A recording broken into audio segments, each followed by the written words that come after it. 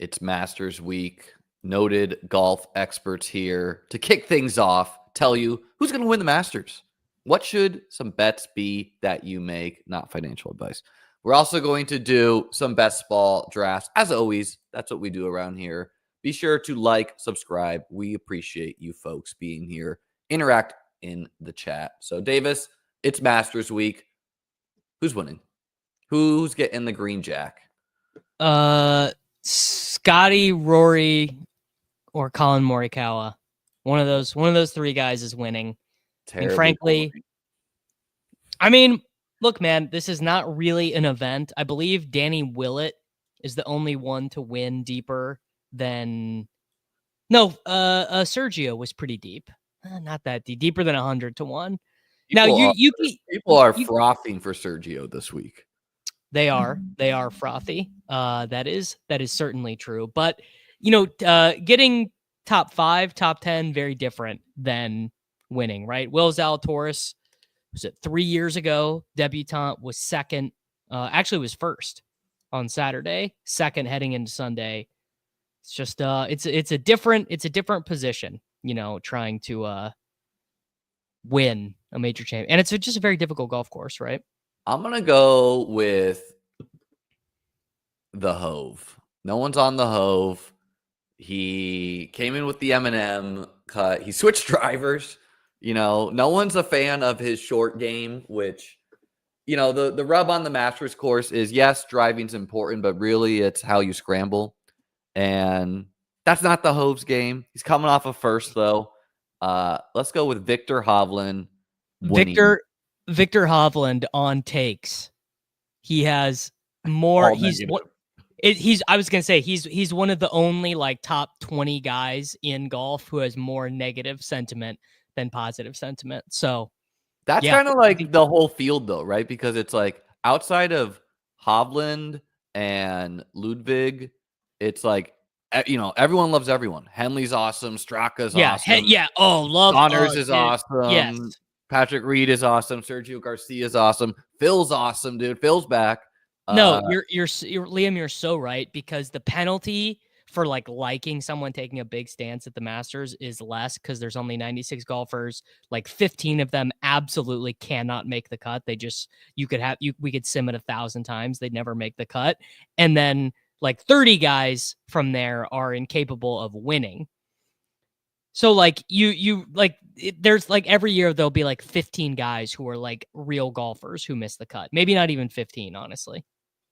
Yeah, and it's okay, guys who, as someone that's been listening to a lot, Hideki, people aren't too into. Matt Fitzpatrick, no one likes. Max Homa, I don't know if you saw this. Max Homa hit 300 balls yesterday, and they Max Homa fired his caddy. No. His caddy broke up with him. Because Justin Thomas caddy, whatever happened. And basically the caddy has a better chance. Caddy gets paid based on how the golfer does. And Max Homa and the caddy are friends, but yeah, I am not willing. If I was going to fire on someone that the data would absolutely say never play, it would be Spieth or it would be Fitzpatrick. Those would be people are going to play Spieth. The people are going to, big talking point. If you want to just kind of fade some narratives, and this is a very strong narrative to fade, but the number one narrative at this course is course history. And I don't know, dude. Is Jordan Spieth's career the weirdest career ever? He's well, he was never really that good, is the thing. So the thing with Spieth is even when Spieth was great, he was just an okay golfer. That's the issue there. Yeah, if you look, and he's hurt. He's had a wrist injury for 2 years. Garcia is 60 to 1. People love Big Bob McIntyre as well. It's crazy, but hey, Davis. Let's rob underdog blind together as a community. We're going to make the longest odd make the cut parlay. Obviously we're not going to be taking Scotty and Rory. You can't. So they don't you even have to short them. you have to go down a little bit. So let's find Who kick us off? Kick us off here. so I just search. You can actually, this is actually cool. You can I search for wonder what. made cuts in the app. Let me try and do it on my phone. Sometimes it messes up on desktop. Because like basically it's not gonna let us do the absolute best guys. All right, made cuts. Oh, I can't do it. I can't do it in Champions, I think. So You you can't have do made cut picks, or what do you mean? Sahith Theegala. Yeah, for whatever reason, I do not have made cuts available. So we're gonna have to do Well, we'll make a T10s. made cuts for the people anyways, and Okay. you can just tail with me. Yes, deal. So you tell me the golfer, I'll pull up the odds for you. Let's go with what is Bryson? Does Bryson have a price? He probably I doesn't. would guess he doesn't, but let's see. He does. You want to fire up Bryson? Yes, Bryson to make the cut for sure. All right, I'm gonna go with Aaron Rye. I like that one. Yeah, just like Aaron I said, Rye. everyone loves everyone. Oh yeah, totally. It is kind of Aaron crazy Rye. though that Bryson's 0.66 and Aaron Rye's 0.73. Does that seem does that seem right? I mean, I would be hard for me to do the math in my head of what that translates to in terms of like money line odds, but it seems crazy, but you never know. All right, guess let's the do. rub on Bryson is number one. He's The an golf insane course, person. the golf course is not supposed to be as wet as it's been in past years, which people seem to think helps Bryson's game. And then also for Bryson, it's like he probably has the if you're not first, you're last mentality, which you should when you're one of the top golfers. So 100%.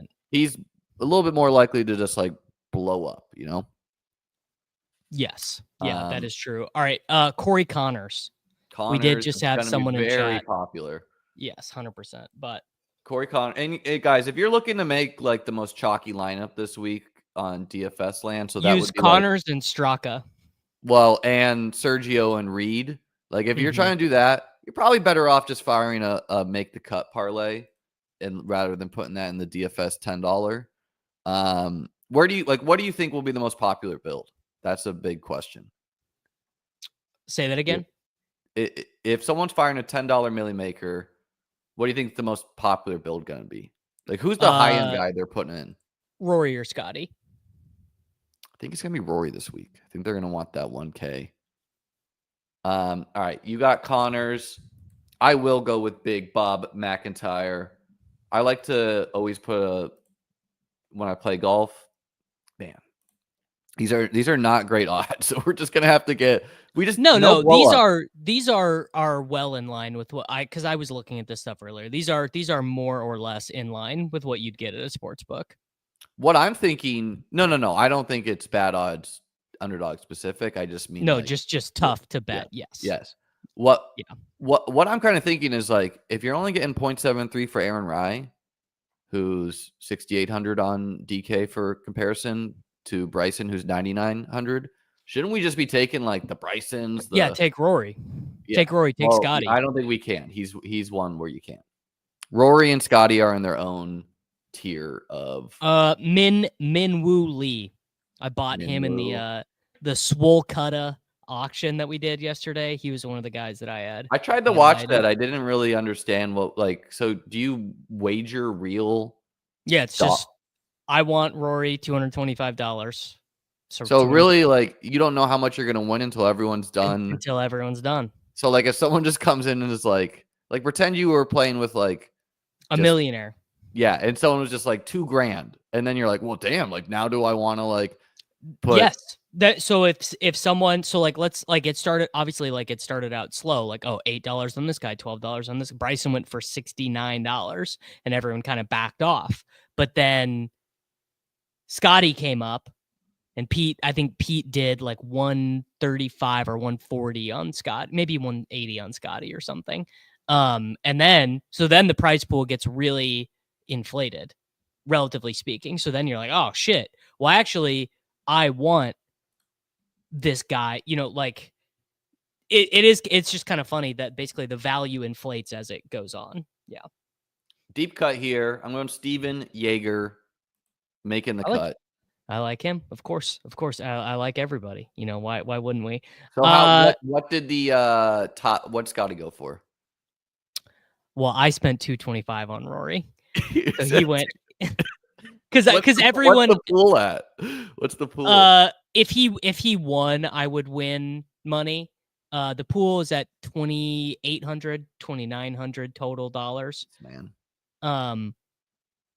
The best buy, I mean, I hate to say it, the best Dave got John Rahm for $75, which was like far and away the best. Well, so like the order of the golfers matters a lot. Like was Scotty last to be bid on? No, so what happened was Scotty was in the middle, but Rory, Morikawa, Cantlay, and one other expensive guy were the last 5 guys. We just did a randomized order, just a total, like we just clicked the randomize button and they just came out randomly. And the last 3 golfers were Rory, Morikawa, and Cantlay. So it was kind of like, we don't know how big the pool. And I was basically just like, well, I'm just not going to not get Rory. Like that was the whole reason I wanted to do the thing. What did like Cantley go for in comparison to? I've got it pulled up. Let's see. Cantlay went for Aberg went for 145. Rory went for. I'm shocked Aberg went for that. People hate him, but Kitchen bought him. No, that makes a lot of sense. The guy not following golf is. But Cantlay went for 93. Okay, and Scotty went for 180. That's obviously. Well, I wanted Rory, not Scotty, and I think everyone kind of felt that way. Like everyone in this pool is like golf, other than David and Peter, are like golf virgins. So they're like, Scotty, no, we want Rory. Well, that's like I think Scotty. I don't know because in DFS it's a little bit different, but like you listen to some golf pods and they're all like, oh well, the trends are you need to have won and Scotty only has a second, and it's like that type of stuff to me when I listen to it, I'm like, okay, and the dude like cut his hand making ravioli or something. I mean, Scotty just the deal with Scotty is he just has had his B+ game this year, which is like obviously still makes him one of the best players of all time. But it does to me as a above casual level golf fan makes me think it's more wide open than last year, where it was just like someone's going to have to play the best golf of their year to beat Scotty. Whereas I'm like, Rory could come in and just fire a bunch of 68s and win, or Bryson could win. I don't think Henley can win. I don't even really think like Straka or Connors can win either. I'd like to see an amateur do well. I think one of these, like I just thinking about it, I'm like, why can't a dude in college play golf well? You want to know one of the amateurs who did very well here? Bryson DeChambeau played very well as an amateur. Also, like a year or two ago, one of the guys was like top 15 or something like that. Did you see? So the amateurs, one of the guys is basically like, who was the quarterback taking the same class? Oh, Josh Rosen. You know how he's like at like UPenn? Yeah. One of the amateurs, he's like a financial analyst, and I guess he's moonlighting as a golf guy. Golfer. Like, that's fun. Like, I hope that guy does well. Last year, people played Gordon Sargent in DFS. I did because dude, he hits the ball a country mile. He hits the ball hard, man. It's supposed to be a course that rewards that. Apparently not. Yeah. All right. So I got Yeager in there. Who you got? All right. Give me Akshay Bhatia. A lefty. This course is supposed to help lefties. I don't know why. Don't they like change the literal course they play on year to year too? It's like it's always make it. No, it's always this course. Okay. But they will, they're cutting down trees. They're doing this to the green. They're doing that to the green. Well, the hurricane rolled through and thinned out the trees. Yeah. But as Brady says, I mean, it helps lefties for a couple reasons. The first being there are a lot of holes that bend that way that are just more natural for a Yeah. lefty, and a lot of the bad misses favor left-handed players as well. Like the great example is if you hit it to the pine straw on 13, that's a really hard shot to make. The left to right moving shot, it's very hard to make out of that area. But as a lefty, you're doing the right to left shot, which is much more natural. I mean, that's just one example, but basically, it's just a little bit easier for left-handed golfers. Well, it's interesting because like one of the narratives of this course is that driving accuracy isn't all that important because it's not a course that punishes an errant tee shot all that much is what I've Depends heard. on the hole.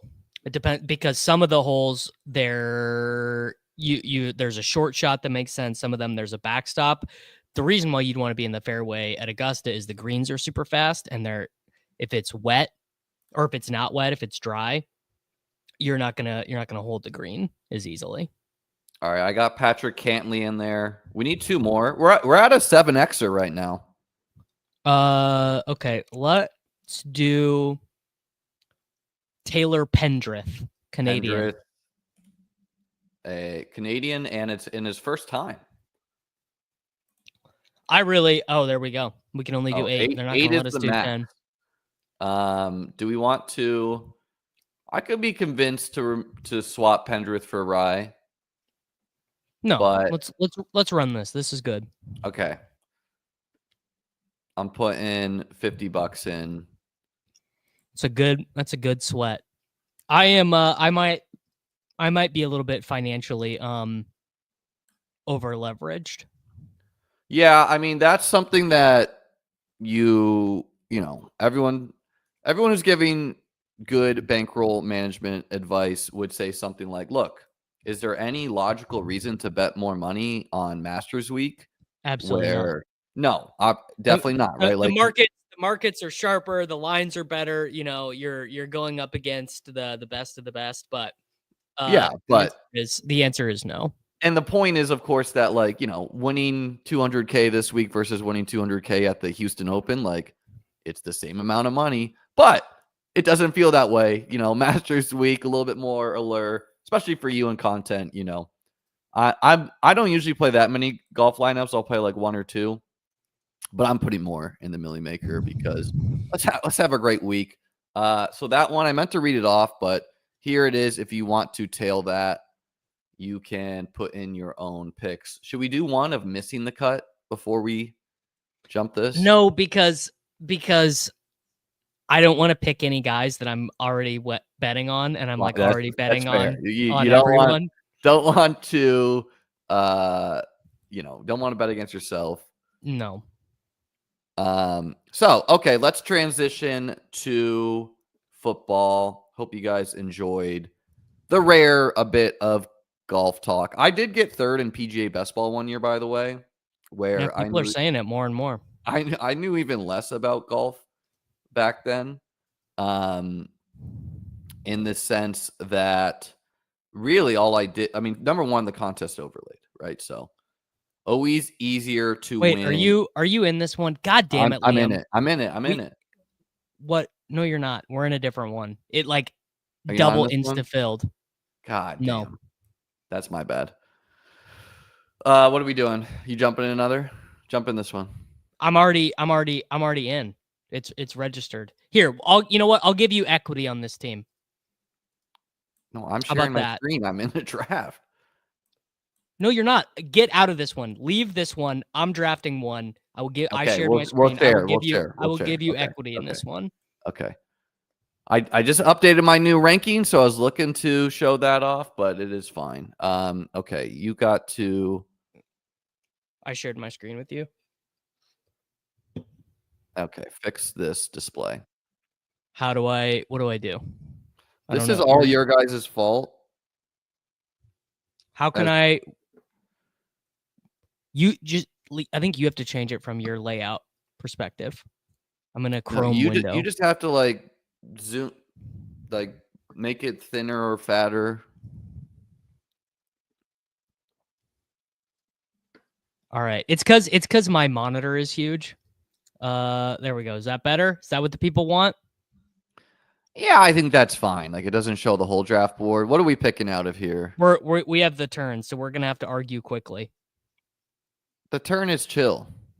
Guys, if you're in this draft quick. That's what they're saying. I mean, I'm really not a fan of the way the world is moving as far as like holding people's hands. Mhm. Even DK, it used to be if you missed 2 picks, you're on auto draft. Is it not anymore? I tested last night. It's now if you miss 6 picks. That is too many. That is too Well, many. guess what it is on Underdog? 0, none. Yeah, you don't get it. So I believe Mr. Newme has said that will be changed for Best Ball Mania.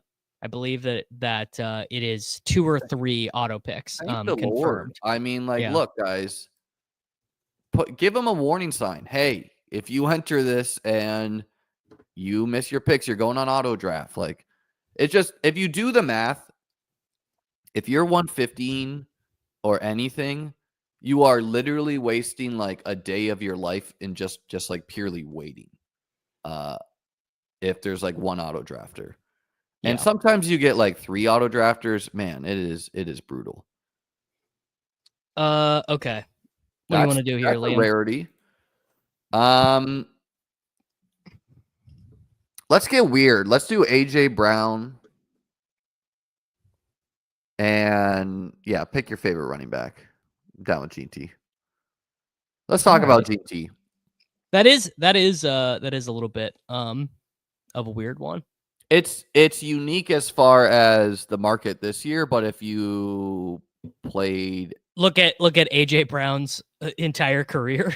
Yeah, and also just like this has been his ADP for several years running, right? Like there are several guys who, Chris Olave, Jalen Waddle, right? Like guys who just last year it was T. Higgins. T. Higgins went from a 2nd round pick to a 5th round pick. Why? Because he had a bad year. He was hurt. Bad right? the year before. Yeah. So it is, being in the game a little bit longer and just knowing what the market was doing can be an advantage. But let's talk about GT here. The Jags, I think the Jags and Patriots, I don't think they should. But like, if people think it's fine for the Raiders to do it, why would it not be fine for these teams to do it? Pairing Trevor, Brian Thomas, GT, that would be fun, man. It would be terrible for ETN and Bigsby, but that would be fun. Patriots, like, seems like the Patriots are getting a little screwed where, number one, the Bills, they traded away Joe Milton, who cost them the 1st overall pick. And the Bills actively were tanking that game, which is super logical. Like, why would you give your division rival, in a meaningless Week 18 game? Why would you give them the 1st overall pick, right? Right. They were like, they did things like punt on their own 20 or whatever. Like, yeah, you know what I mean? Like, and what he said after the game was like, oh, I was trying to preserve health. No, you weren't. You were trying to prevent them. But yeah, it seems like the Joe Milton trade did happen, right? There was some questions whether that would happen. I think it's good business by the Cowboys. A 5th round pick for maybe a good quarterback, right? I think it's bad business by the Pats, but Vrabel has his own guys. I get it. Whatever. I don't know if it's a good decision by the Patriots or by the Cowboys. No, it's bad by the Pats. I mean, it's a 5th round pick. For the Pats, though, it's you took this guy with the 6th and you got a 5th the next year. So basically, you just what's the point of the Cowboys doing this though? Dak is like very hurt and bad, and Joe Milton is good. Joe Milton is not good though. Okay, probably not. But Joe Milton is actually, I would say, Joe Milton probably. It's so funny because so many people's frame of reference for Joe Milton is just that game, that Week 18 game. Anyone who watched him in any of his 6 years in college was probably like, this guy is giga ass. Like, this guy is just not good. Is he gonna work out as a starter? Probably not. But like, we've seen weird things, man. We've seen Geno bust and then turning around. We've seen Sam Darnold bust, then turn around. Geno Obviously, was really good in college, though. these guys were better in college, but Milton showed enough that I thought it was fine. Let's take. We'll wait because I know Tyler didn't even want to be drafting with us. All right, he takes breaks. Let's take Jameson Williams. I'm a big JMO fan. Think he is like a no-brainer fit for the format. And if you want to pair him up with Worthy, I'm cool with that. If you want to do something else, I'm cool with that. Should we take Hurts or try and push it? No, I think you push Hurts always. Okay.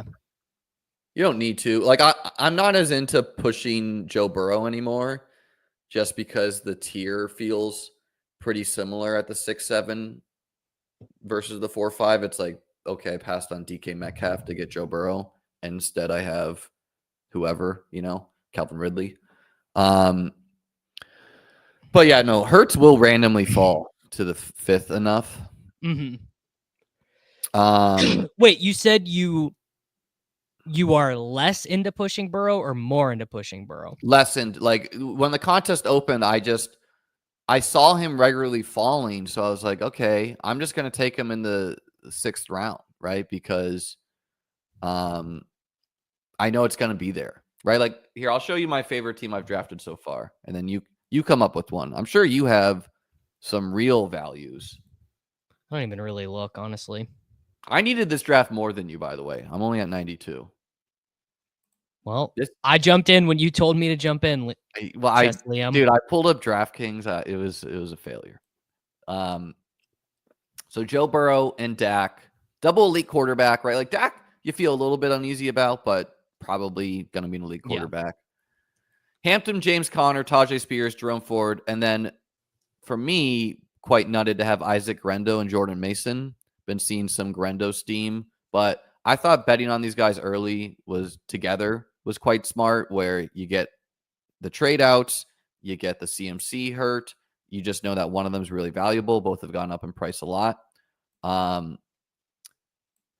CD Lamb, Tyreek, T. Higgins, Chris Godwin pulled up to get unique. And then just a bunch of dudes, Tillman, Yoshi Voss, Downey Brown, Josh Palmer, who is now like an ADP of 160. Liam, I'm not going to lie. Those receivers are terrible, dude. Well, if CeeDee Lamb and Tyreek Hill are two of the best wide receivers in football. I know, but like this is your favorite team. Your favorite team has Yoshi Voss as your wide receiver 6. Well, Ray McLeod. I mean, these 4 dudes you hope are like in the contention for literally like top 10 wide receivers in football. And if that's the case, you just need some random spikes from these guys, right? Sure. And then it has Hawkinson, Jonnu, Njoku. You're welcome, Dave. So I don't know. I like this one. Got quite value. No, that team is good, but the wide receivers, I'm a little bit worried. It's hard to say a team that has CeeDee Lamb and Tyreek Hill is bad at wide receiver. CeeDee Lamb, Tyreek Hill, T. Higgins, like pretend this was a managed team, right? Pretend it was if it was a managed team, all those guys would be cut by week 2. It was a managed team, and you got to start CeeDee Lamb, Tyreek, T. Higgins, and Chris Godwin each week. How are you feeling about your wide receiver room? Yeah, you're feeling good.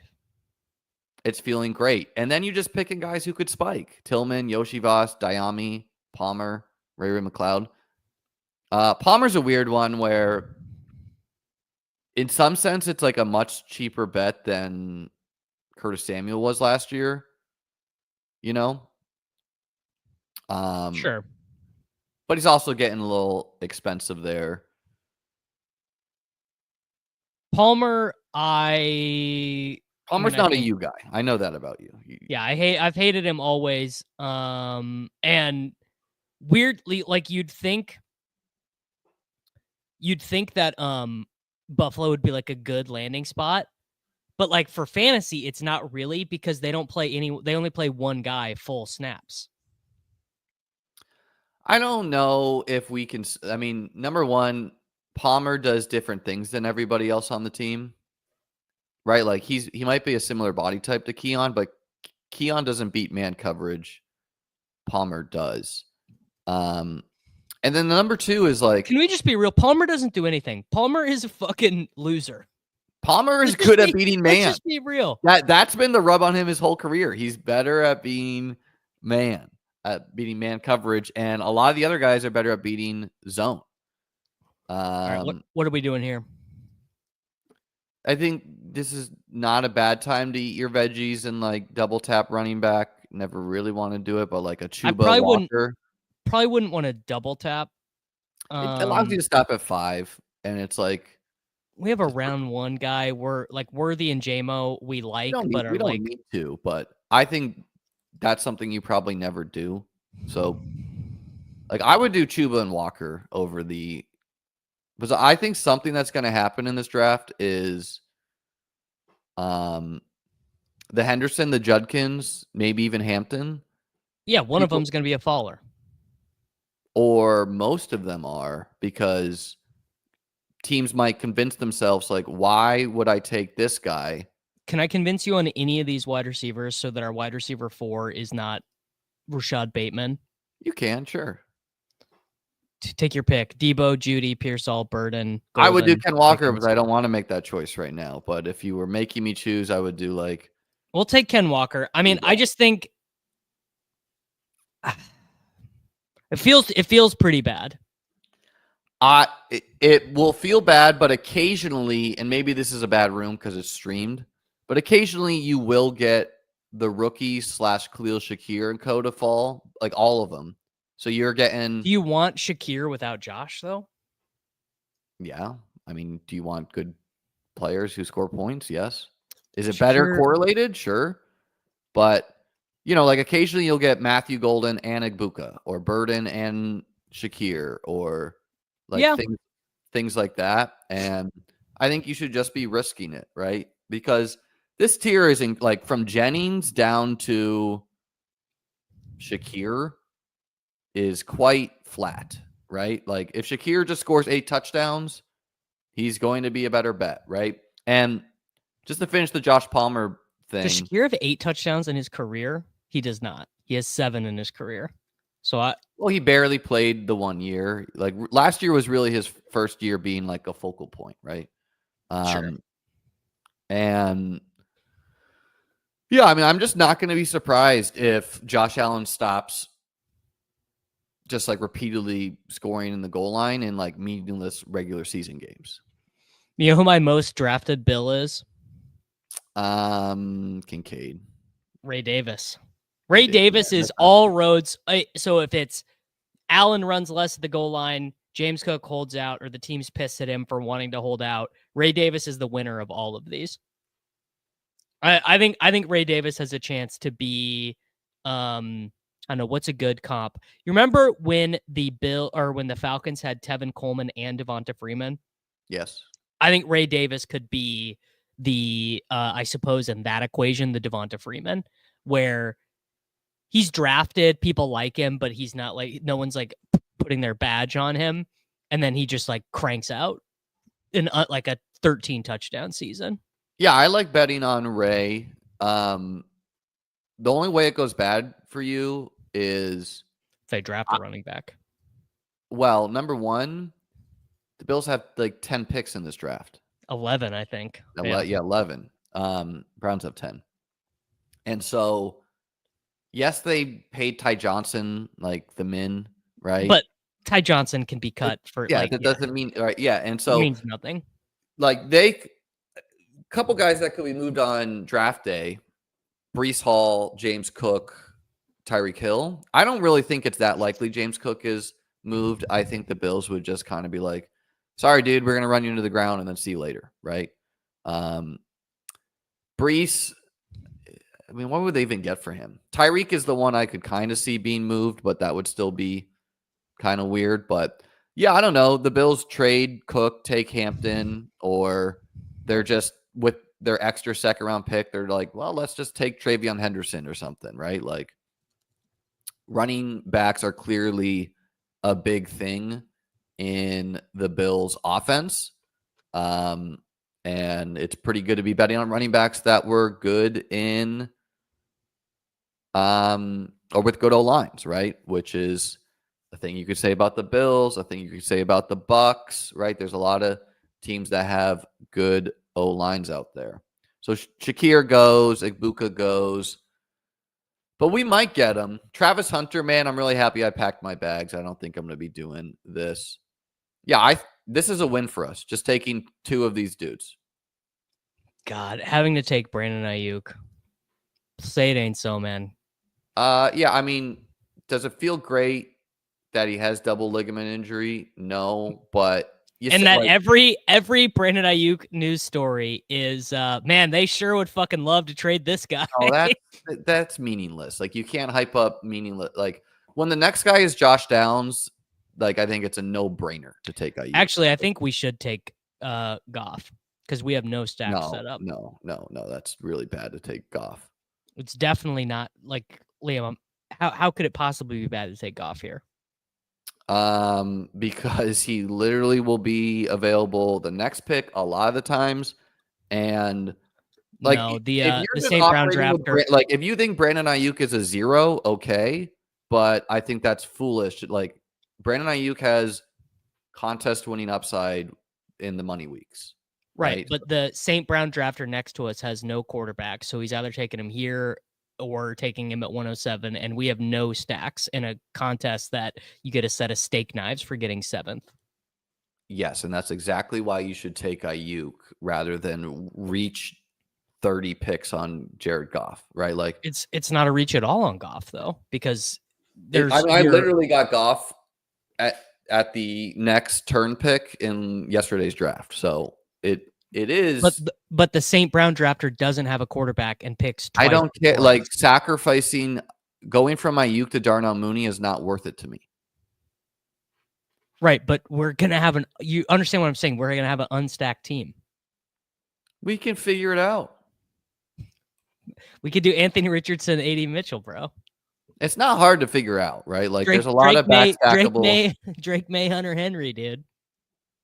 I mean, you can literally go May Diggs if you want. You can go Jalen Milroe invited to the you go Cam Ward, Chigakonkwo. Like, it's not hard to figure out stacks.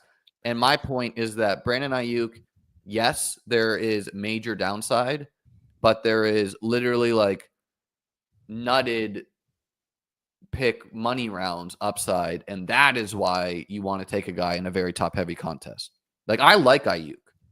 Do I like that he has the injury? No, but there are other guys coming off injury who are not as penalized. True. Yeah. I guess we could just take whoever we think Burden's quarterback is going to be. I mean, honestly, take Dak, I guess. This is what you're working with in the big board. That's part of the game, right? Like, is trying to just fall into stacks. Like, Seattle. I mean, I think Goff, Hollywood, Mims is better. I mean, really, actually what it does is it just highlights why Ken Walker was the incorrect pick. Really disagree. I think, look, would I prefer, which 3-person combo would I prefer? Tony Pollard, Burden, Jerry Jeudy, or Ken Walker, Burden, Ayuk? Easily the Ayuk one. Does the Ayuk one have more downside because Ayuk could just be hurt? Okay, I accept that. But also, like, Travis Hunter could crush Jeudy as well, right? And then it's like whoever's throwing there. So it's not like, I don't think Ayuk is a wildly different tier than Jeudy, Debo, Reed, Ridley. But I do think Ken Walker is quite a different tier than Tony Pollard. The next running back off the board was DeAndre Swift, right? Like, I think we actually ran fortunate for going double running back. Like, we gambled and we got lucky. Sure. I mean, you just paid Ayuk, which is like, you got so. I don't really like Walker either. I started out the offseason really high on Walker, and then, you know, the Seahawks are like actively trying to be bad, which is I feel weird.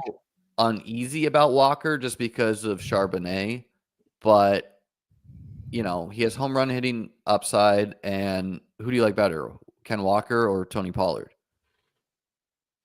Pollard by little, I guess, or Walker by a little. Straight up, you would have Pollard rank over No, Walker. Walker by a little.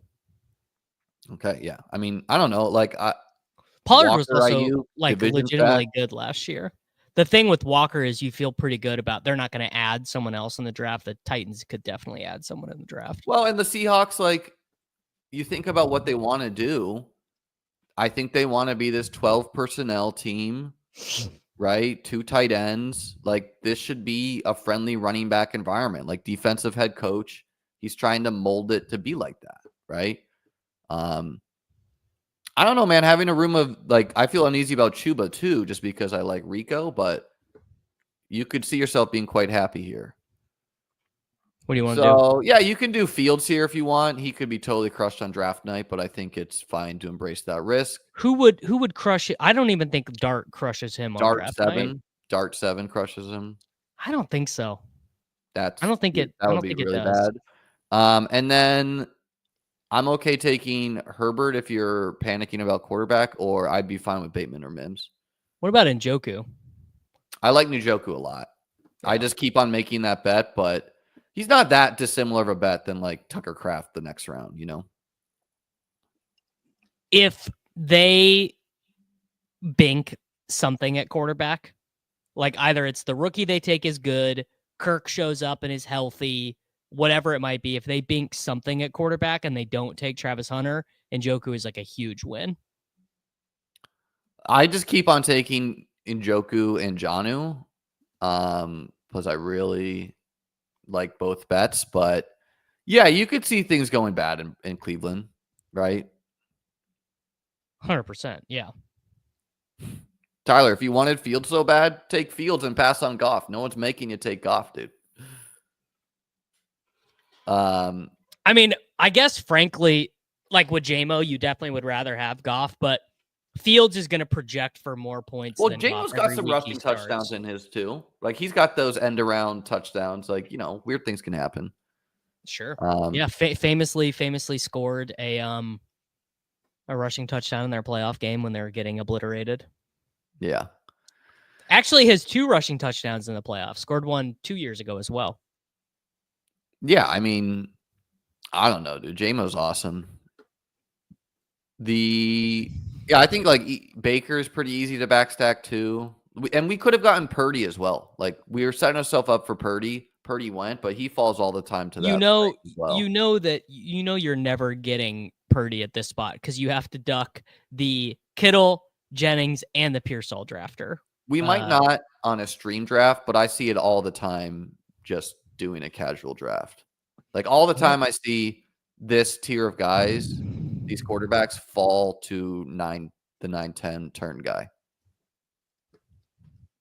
Well, I've never done a big board not on stream, so I don't even know what that feels like. Try it out, man. It's funny that we took Fields, given that we spent like 30 minutes arguing about Fields last time we did this. Well, I don't think people were really understanding what I was saying there. It's like, I think Fields is fine if he survives draft night. That's pretty awesome. But in the context of this contest, he was much cheaper. He might not survive draft night. And it's not like he's a 7 times better bet than Brock Purdy, Baker Mayfield, Jared Goff, Bo Nix. Like, as far as like individual week performance, season long performance, I don't feel like I'm like acquiring a league winner. Could he be the highest advance rate quarterback? Sure, but yeah, Fields in round 17 or whatever is going to be the highest advance rate quarterback. That might, but Fields in round 9, I don't feel that way, right? Yeah. I agree on that. You know, like he'll project for like how many points would he project for week 17? 19, 18. Yeah. Right. So it's like, yeah, look, that's fine. That's pretty similar to every other quarterback in rounds 9 through 11. What would his ceiling projection be? High. Yeah. If he lands in a 33 or dome, whatever. if he lands in a dome, it'd be very high. But if he Who is lands, the potential Jets dome opponent that's like likely? I can't even think off the top of my well, head. like your nuts is like away at Miami, like that's your hope. It's not a dome, but it's at least good weather, right? Like nightmare is like away at Buffalo again. That is not Unless Buffalo is giving up. teams don't give up week 17 though. Like we just don't see that. Yeah, I guess mostly not. Although the AFC East is pretty fucking putrid.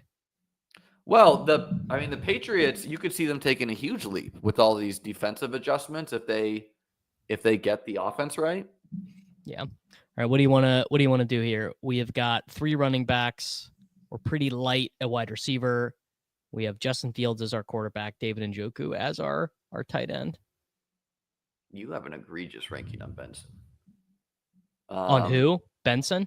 Yeah, I'm just not as into Benson. I mean, so you could do Trevor and Tank here. I know it's another running back, but that gives you 2 quarterbacks that I'm fine stopping with.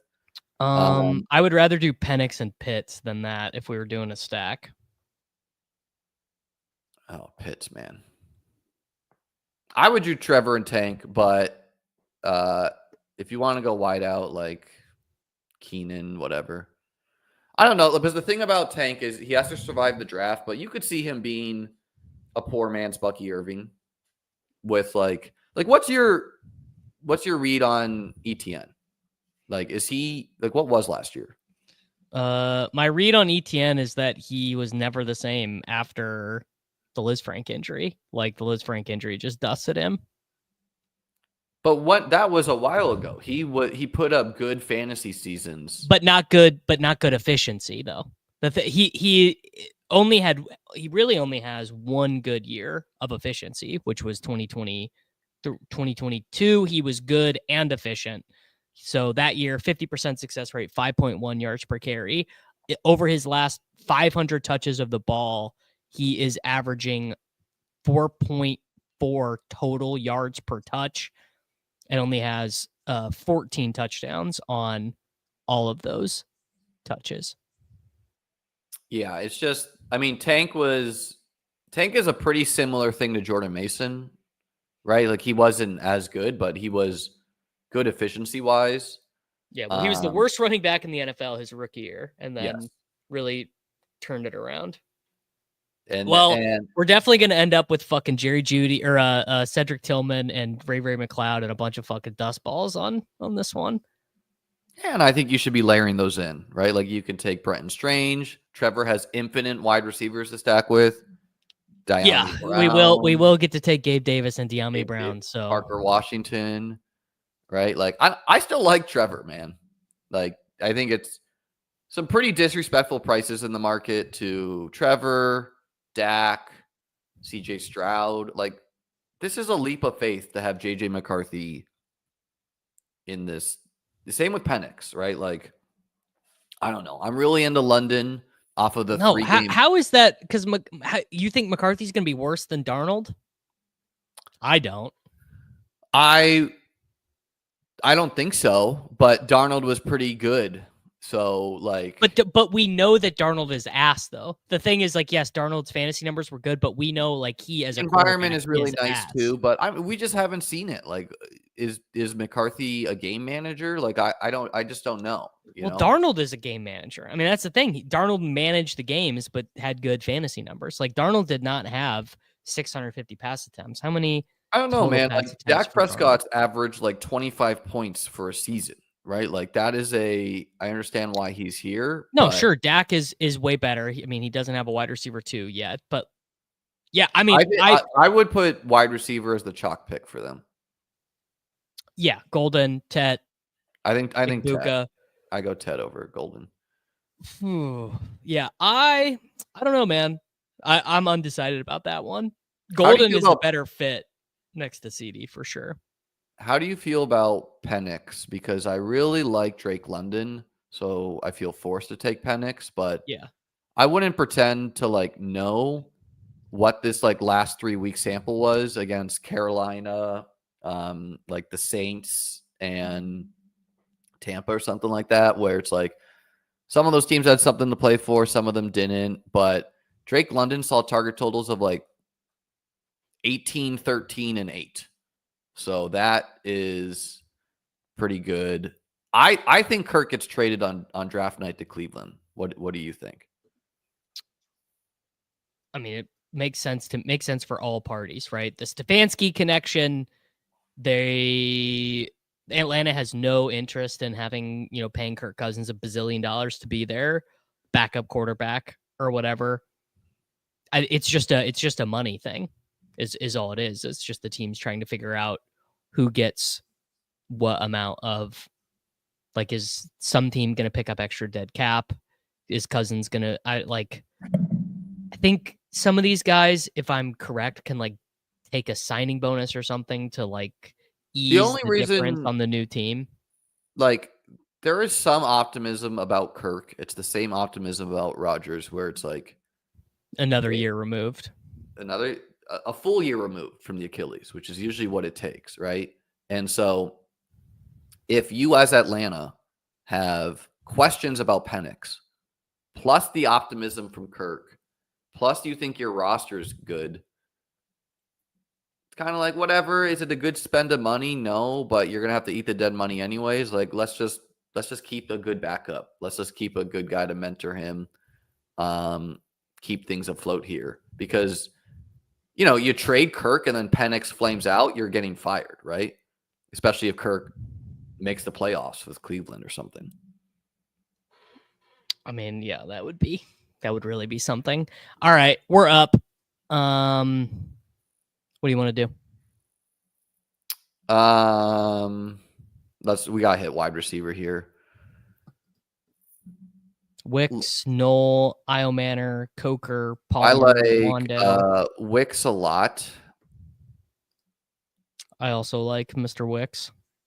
And then it's like, I mean, I don't take Coker a lot, but I think it makes sense to mix him in. It's some teammate correlation with Chuba too, where I will believe anything out of Carolina. Like, if you want to tell me Coker's wide receiver 1 next year, I will believe you. If you want to tell me Leggett is, I'll believe you. If you want to tell me it's Thielen, I will believe you. If you want to tell me it's Tet McMillan, I will believe you, right? Like, I don't know how it's going to sort out. I know how the players did last year, but seems like enough uncertainty where it makes sense to roll the dice on Coker on a team that needs some wide receiver help.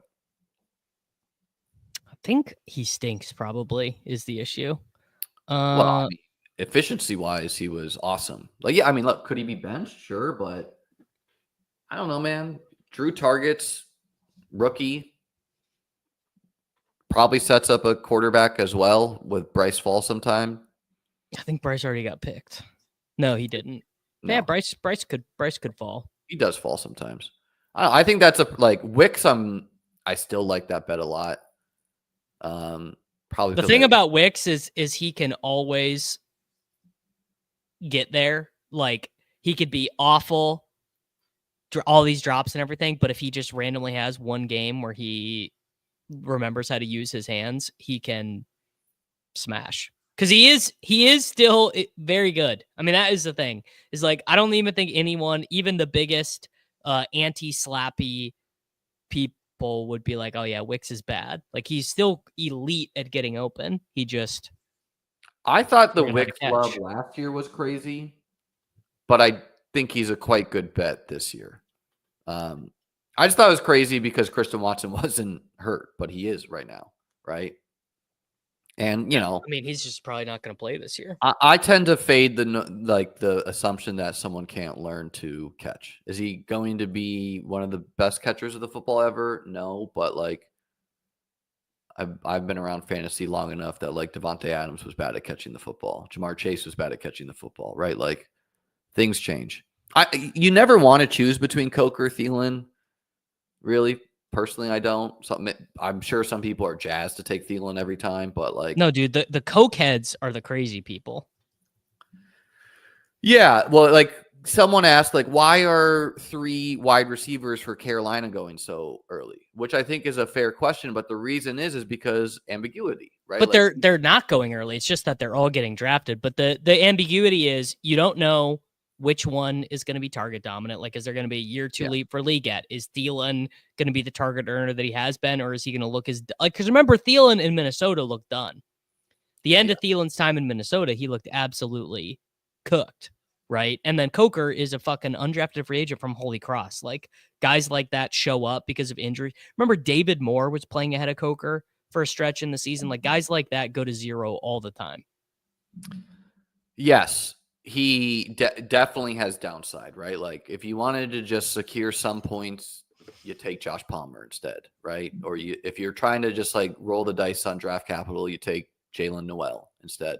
But it's just really not going to be that surprising. Like Adam Thielen's a 0 week 4 and after, and like Coker is whatever, wide receiver 30. Like that, I would buy that. I would also buy Coker is wide receiver 5. Like doesn't whatever. But I don't know. I think you should be layering in some uncertainty bets. It's the 14th round. You need wide receiver help. Who cares, right?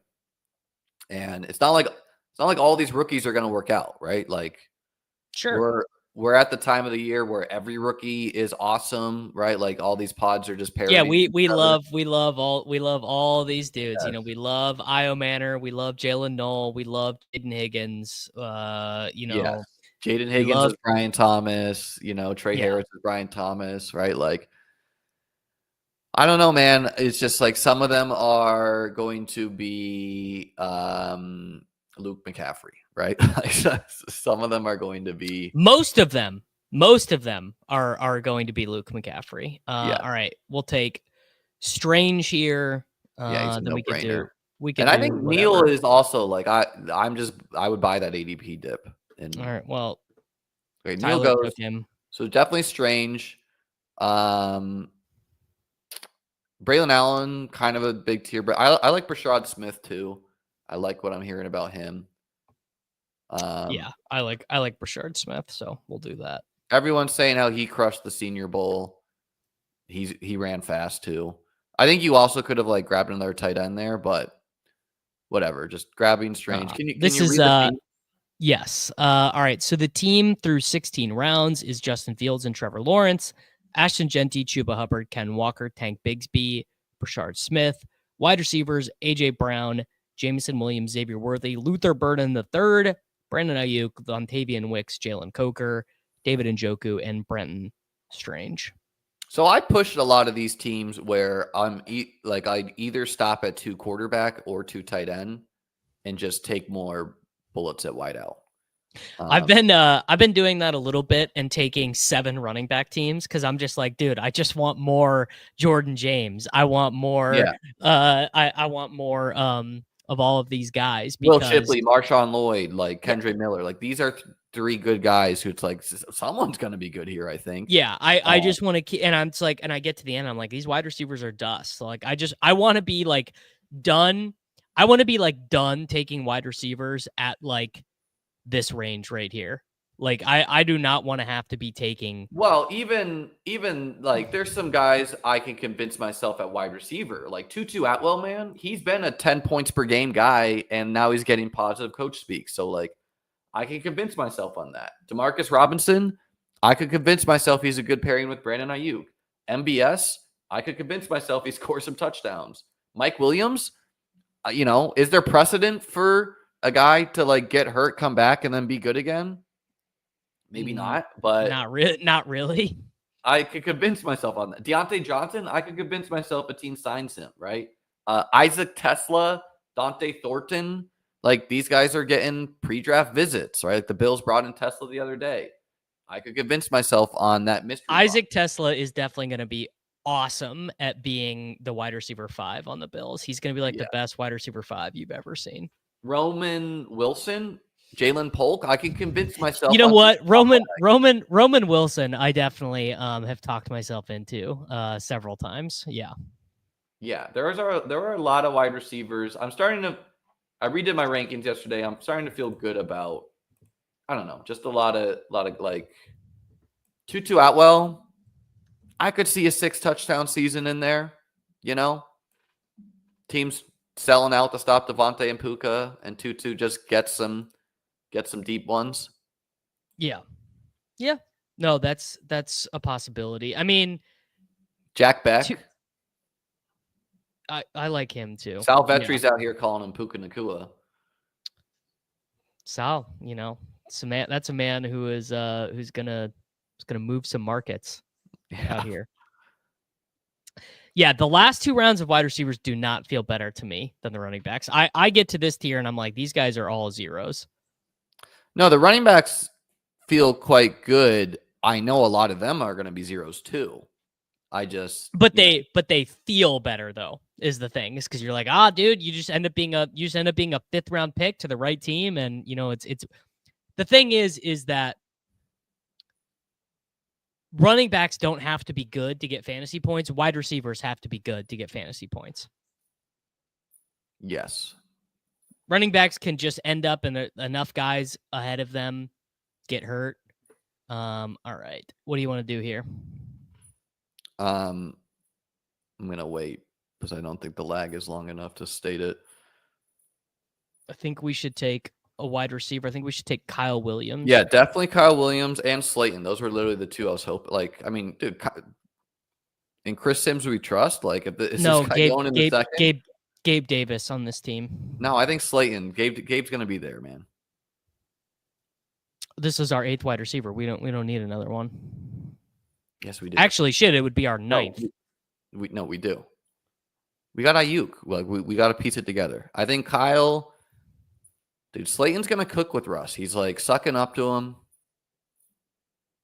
Right, Darius Slayton needs to get off of Twitter. I'll tell you, he's tweeting all the time.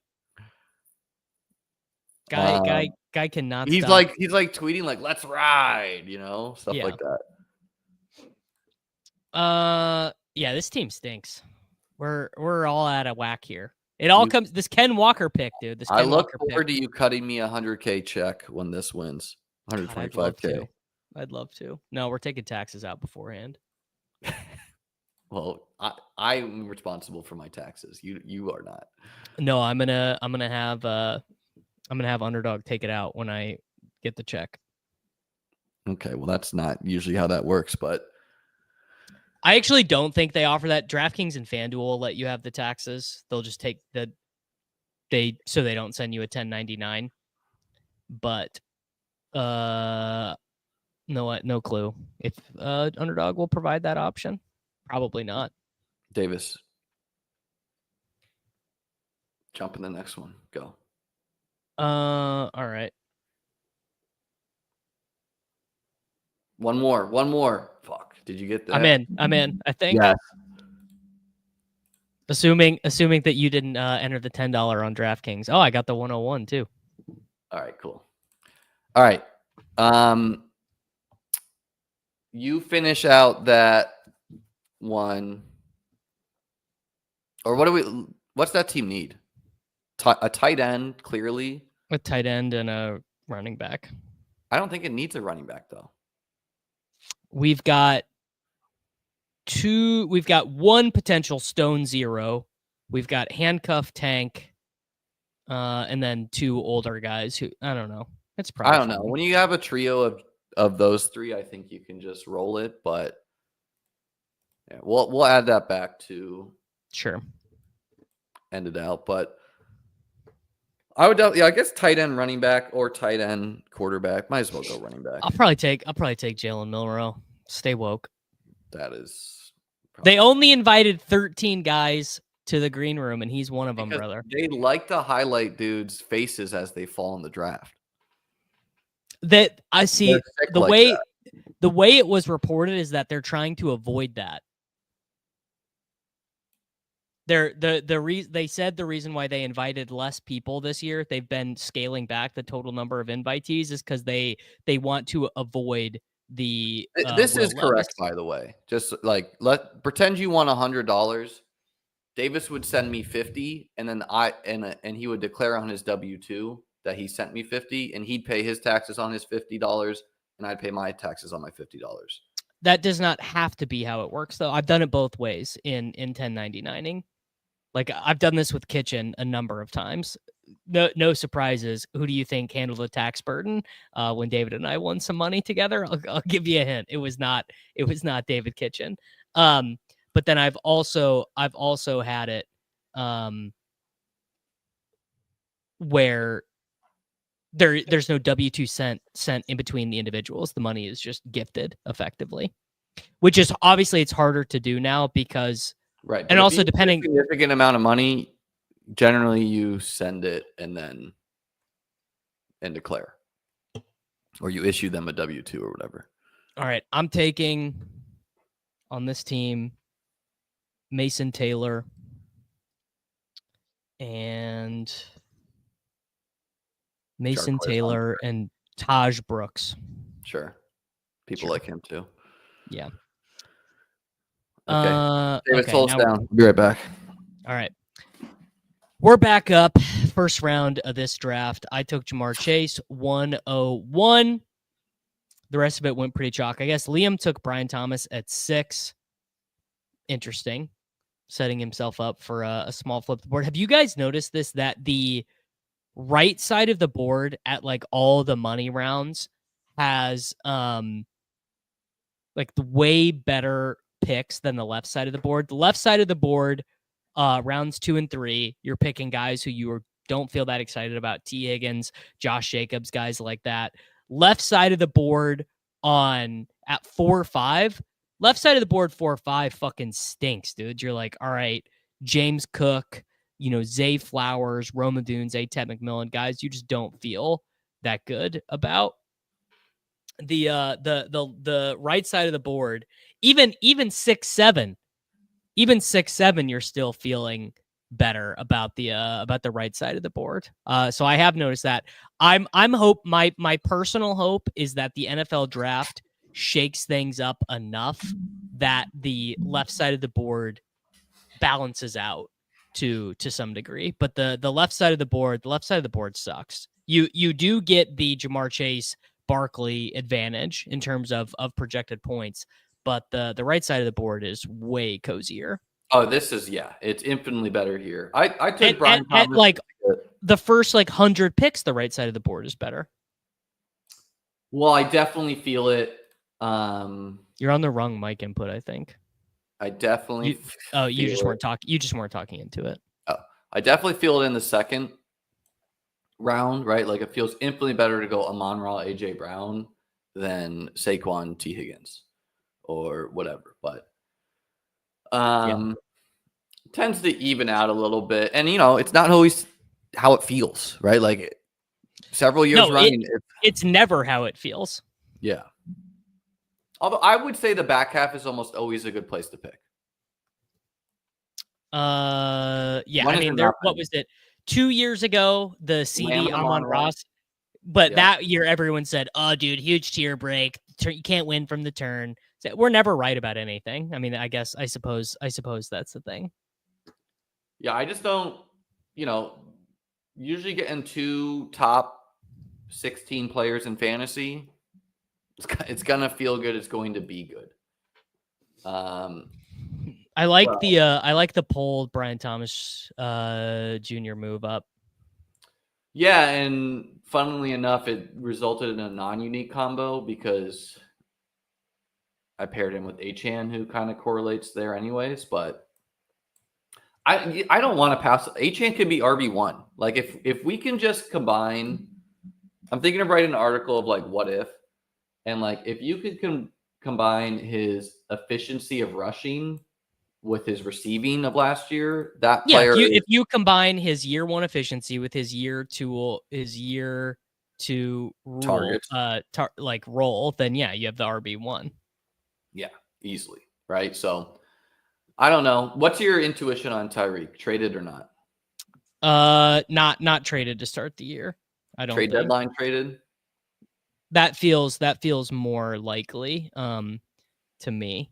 Things could go real bad. Like Miami could lose to New England, right? These things could happen. They lose to the Jets. They if they're staring down the barrel, what are they doing? All right. Now I'm peeing real quick. You're in charge. Hold down the fort. I like Kyron's kind of a pull-up. Yeah, maybe he goes here now, but I like the division correlation of McBride and Kyron.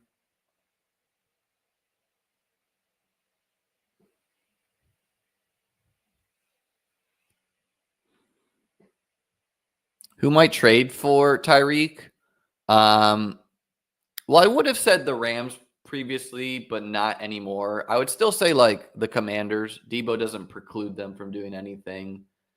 You could see a team like New England doing it. I know it'd be weird as division trade. Houston, if things don't, if they don't get another guy, Christian Kirk doesn't preclude them from anything. The Chargers, I think, would trade for Tyreek. Cowboys, brother. Cowboys love guys like that. Yeah. The Chiefs would for sure.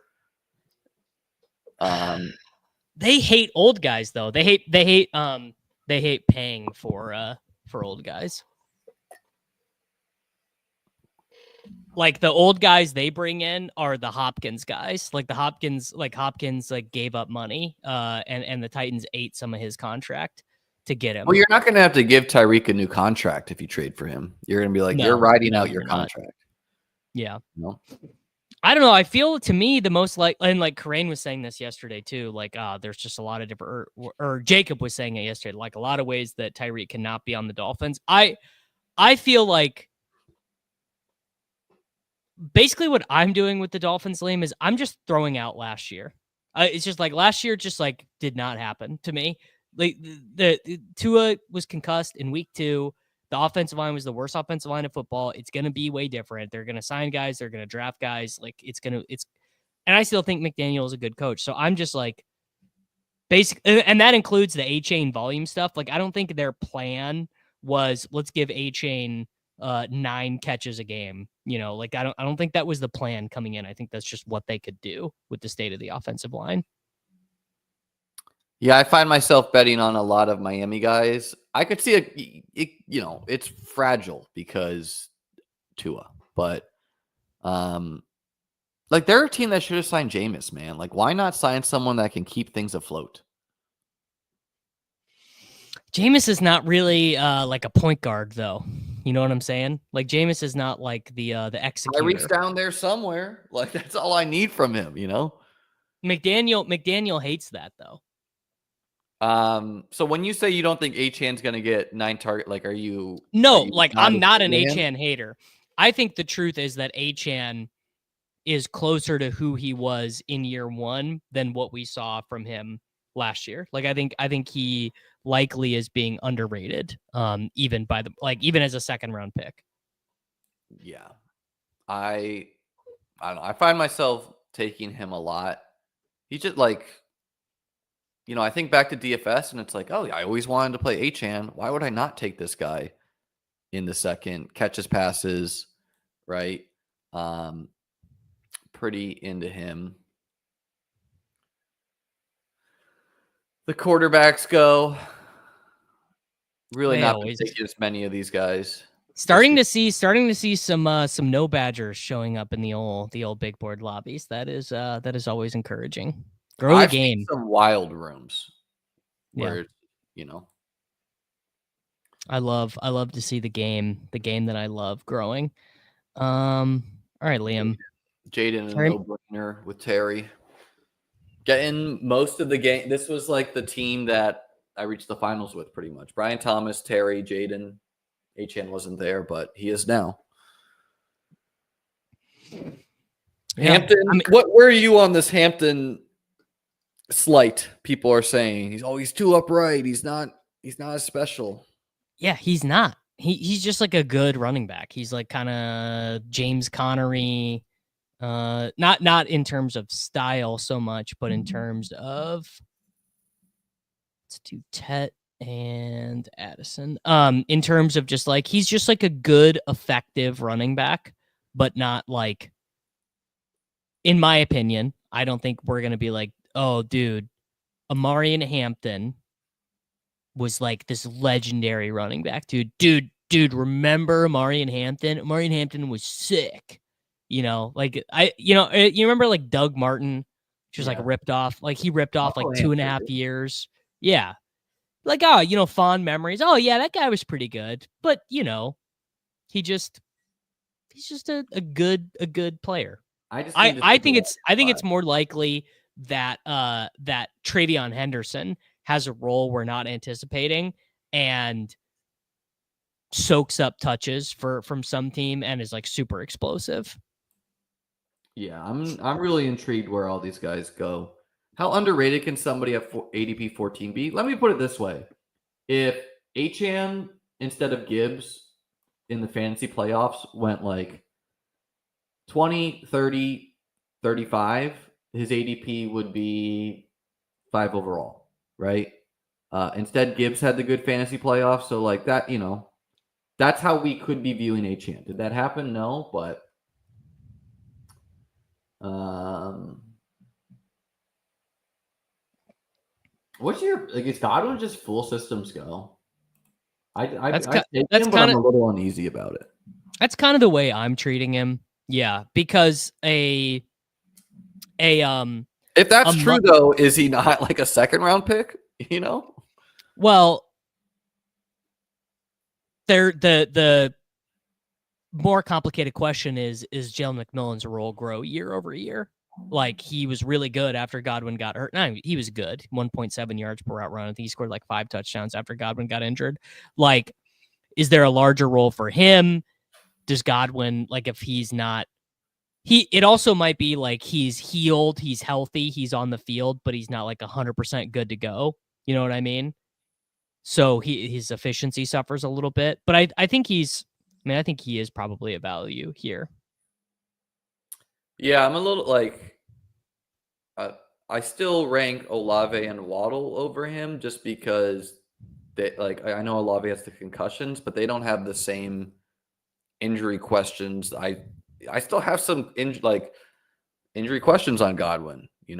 I know what reporting's been, but I don't know. The dude broke his ankle or whatever.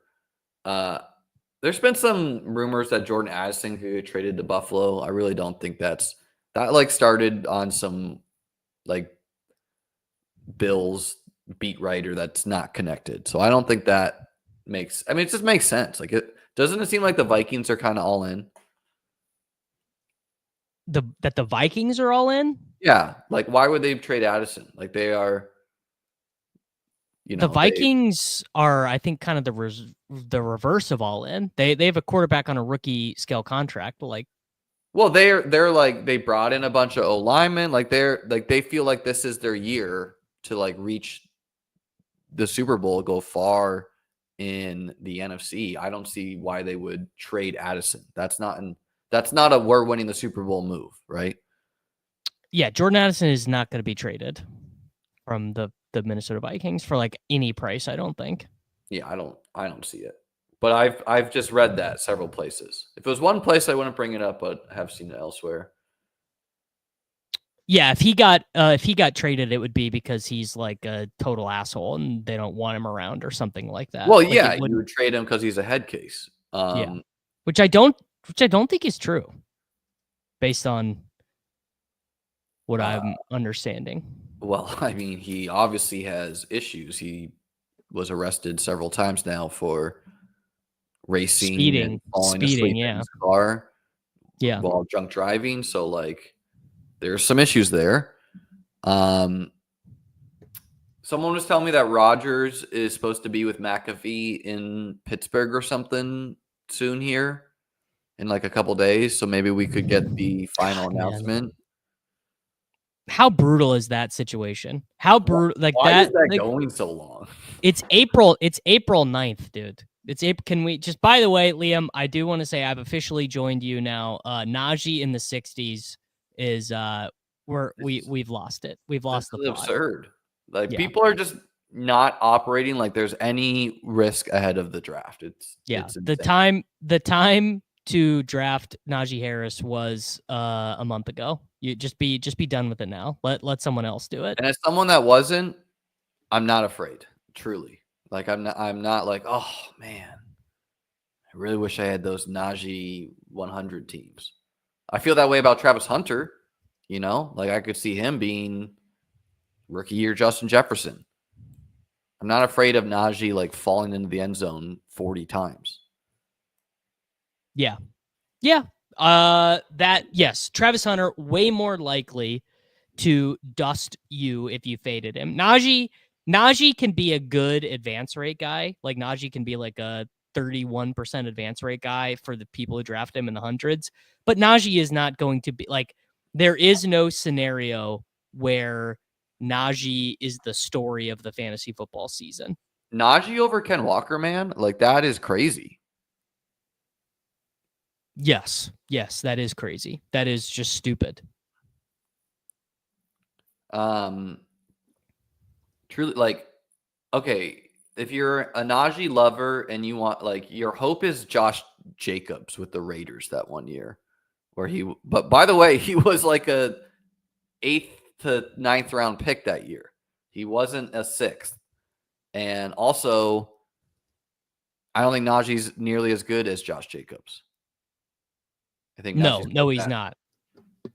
All right. Najee could have 15 touchdowns. He needs to. He needs to be that, right? Dane Brugler's The Beast came out today, and he had Caleb Johnson as his running back 3 ahead of Judkins and Henderson, which I thought was pretty notable. I've stayed high on Johnson. People are like, why are you still so high on Johnson? And yeah, everything I've heard, I still think this guy's going in the 2nd round. So I'm remaining. I know you were high on him early, but I never really wavered. I just kind of kept him high. I'm still mixing him in. And I feel like that's how we should just be treating this tier of Henderson, Judkins, whatever. Like, we have no idea who's going where, who's going to fall in love with them, but it is nice. Yeah, that. I saw a lot of people tweeting about the Beast. I don't really know what it is, but sure, Dane is a good prospector. It's basically just like the most comprehensive research in one spot for the draft. Like he's got, I looked today, he has 216 running backs ranked. So that it's a lot of what did you say? 216 running backs ranked. Yeah, that's absurd. Like what? Yeah. Why? I mean, he just does all the work to get like obviously not all of them have like a write up or a blurb or anything. Like I think he does like the top 30 at most of the positions or whatever, but it's got like all the it's got all their heights, weights, 40s, arm length or whatever, like for basically everyone who does it. And yeah, like NFL teams use it. Like it's a useful document. To get to 200, and it's like better to do 16 more. I think some prospects submit their stuff to him as well. I think Najee is in the running for the guy who would score the least amount of fantasy points if he scored with 2 touchdowns. Yeah. Like you could see some 14.6s from Najee off of 2 touchdowns. That is how little I think of him. He could definitely score 3 touchdowns and not get 20. I wonder if he didn't have that rookie year with Roethlisberger where he got like 200 targets, 70 receptions. Yeah, I wonder how he'd be viewed. I mean, or if he wasn't a first round pick, if he just happened to have been taken in the 2nd round or whatever. So if Shakir has, call it 907, how you feeling? Like he was a pretty good guy to not build my strategy around. 907 is a really good year. Right. And that is kind of like Shakir's 75th percentile. That is not too far from what Mike Evans was last year. Mike Evans was 1,011. Right. But he only played in 13 games. Evans did? Mm-hmm. Well, still, I remember Evans being an awesome guy. He was on all my good teams too, but I don't know. But he missed a month. When you get targeted as much as Shakir, you just got to run hot on some touchdowns, right? So Why are people going crazy in the chat for Najee? Where do these people come from, dude? Get him in our drafts. Get him. Hey, Najee lovers. Like, We're firing him up. who was the last person to take Najee Harris in their fantasy draft and be like, fuck yeah, dude. Killed it. Fuck yeah, dude. Najee. Hundreds of people. No, but he's never good. He's just never good for fantasy. 2 years ago, I did some like Jalen Warren scored in the preseason on like a 80-yard touchdown run. And I like quote tweeted the video and said, I just made something up. Like Najee Harris has never run for 30 yards. But it's true. It went so viral. People loved it. Warren, man, he's just got to dodge like first round running back, second round running back, and then that's pretty appealing there.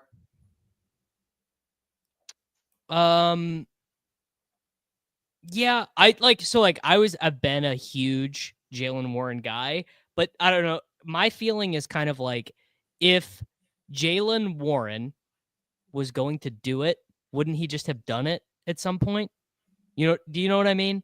Like I don't know. I was the OG Warren dude. I was drafting him as the undrafted free agent, but he was hurt last year, is my belief there.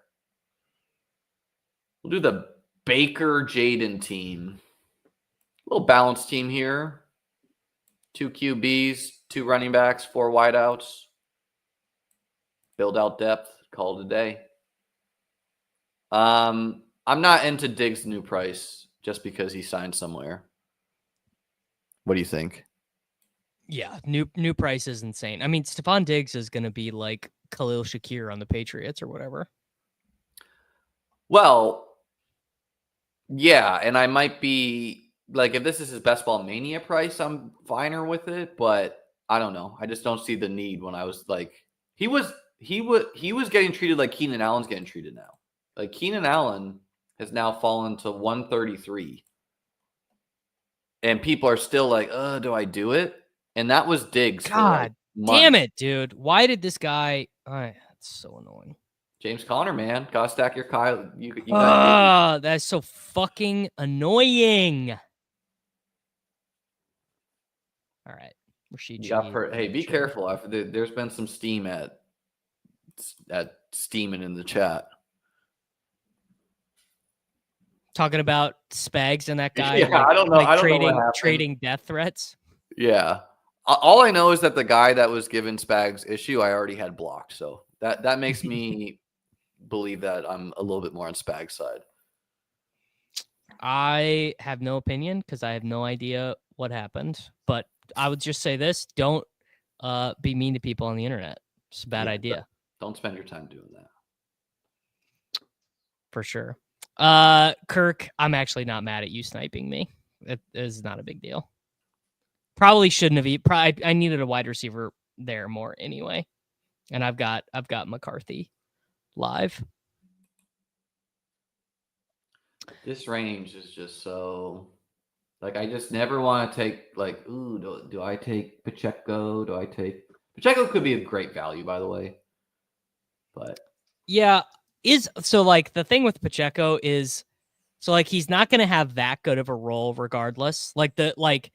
His role is kind of like a Najee season. You know what I mean?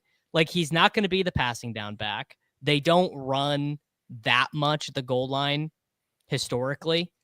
So it's like you're drawing at like a 57% chance of having a role that's like pretty good, but not great, but he also might be hurt. And they also re-signed Hunt. They signed Mitchell. They're definitely going to take at least one guy. Like, they're definitely taking at least one running back. Now, I don't know if that running back is going to be good. I don't know if that running back is going to be bad. I don't know if it's going to be a big guy. I don't know if it's going to be a passing down guy, but they're definitely taking at least one guy and then probably bringing in a UDFA. So I have a hard time with Pacheco. Yeah, it's hard to get out of mind that he was closing as like a second round pick in Best Ball Mania. Yep. Like people were excited about him, right? And I wrote how his new price was like egregious because he opened with like James Cook and Rashad White at the 5-6. Those guys stayed there or fell in Rashad White's case. And Pacheco climbed to like the second. And I get the uneasiness, but I don't know. He seems fine to mix in. Like him and Ramondre are the two where I'm like, I don't really want to do it, but I can see how this could be pretty good. Yeah. Honestly, like that's totally valid. I'm like, I've been lighter on both of them, even at decreased costs. I could definitely see Ramondre owning my soul. Just like the Patriots are like, dude, we have too many. We need offensive linemen. We need defensive linemen. We need wide receivers. We don't have a backup quarterback now. Like we are just dust. We cannot spend a priority pick on a running back. So it's just like Ramondre, Antonio Gibson, and Brashard Smith or whatever. And like that is the backfield. And Vrabel wants to run the ball, and it's like we open our eyes and all right, 270 carries for Ramondre, and you don't have any. Congrats, you lose the big board. Yeah, he could totally Josh Jacobs you. Or like they take Damian Martinez and he like fumbles on the second snap of the game, and it's like, see you later, dude. Like I think Vrabel would not be lenient to rookies in any sense. Yeah, they never had a rookie running back in Tennessee, to my memory. It's just when you're trying to like instill a new mentality, if you would, you're not usually lenient with folks. Yeah. I mean, I also disagree with the people who say Stevenson is bad. Like I think Stevenson's like a pretty fine NFL running back. He got paid just like last year, right? Mm-hmm. And I was a Ramondre drafter last year. I learned my lesson. I was 2 years ago, which is really bad. That's when he was like a third round pick, but not really as much last year. My most Ramondre drafting was as a rookie, but it wasn't because I'm sharp and I know ball. It's literally because he went to the University of Oklahoma.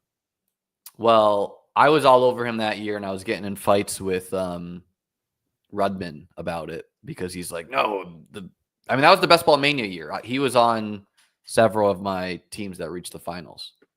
And I was just into him because he was a big dude. And the narrative that year was you can't draft rookies in a Bill Belichick offense. And that was like one of the first narratives I took aim at.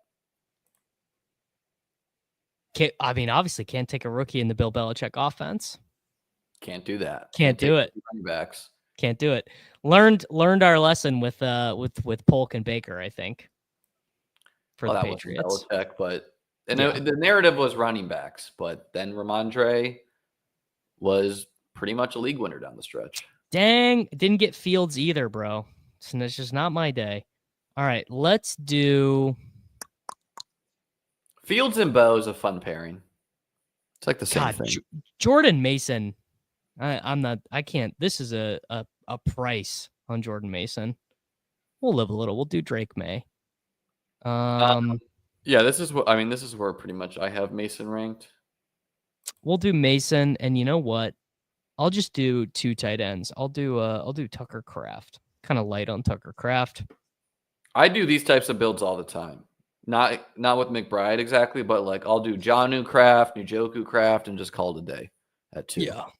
The thing is I like the third tight ends, I guess, is the thing. Like I like those guys to me. I'm like, I can see those guys being better picks.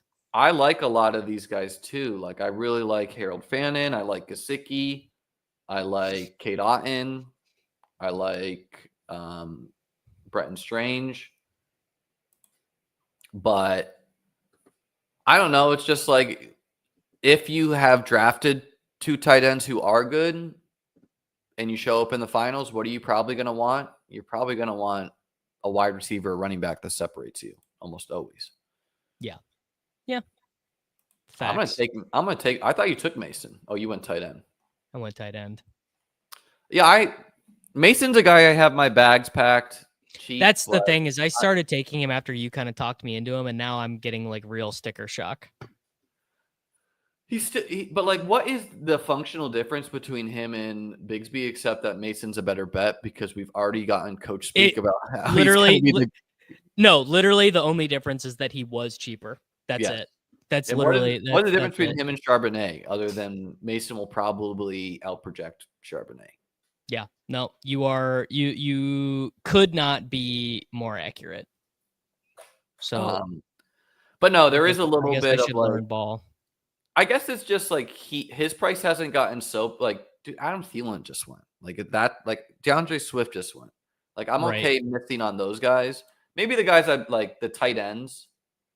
But I have a lot of like when Ingram was cheap too, I just kept on packing my bag. Yeah, I was So taking him cheap too. Yeah. maybe Which Kincaid or Loveland would have been a guy to do. I thought about taking. Well, I mean, I just always want to take Loveland. I think he's a good pick. Kraft Think seems like a really good bet to me. Like he seems pretty league winnery to me. Kraft. I mean, we got the coach speak on Kraft. What did LaFleur say? LaFleur said, there's no reason a tight end can't be Can't be the our number wide receiver pass one. catcher. Yeah, that seems pretty good, right? Yeah. Yeah. All right. Like Kincaid, I think I would like more on a PPR site. Same thing with Evan Ingram.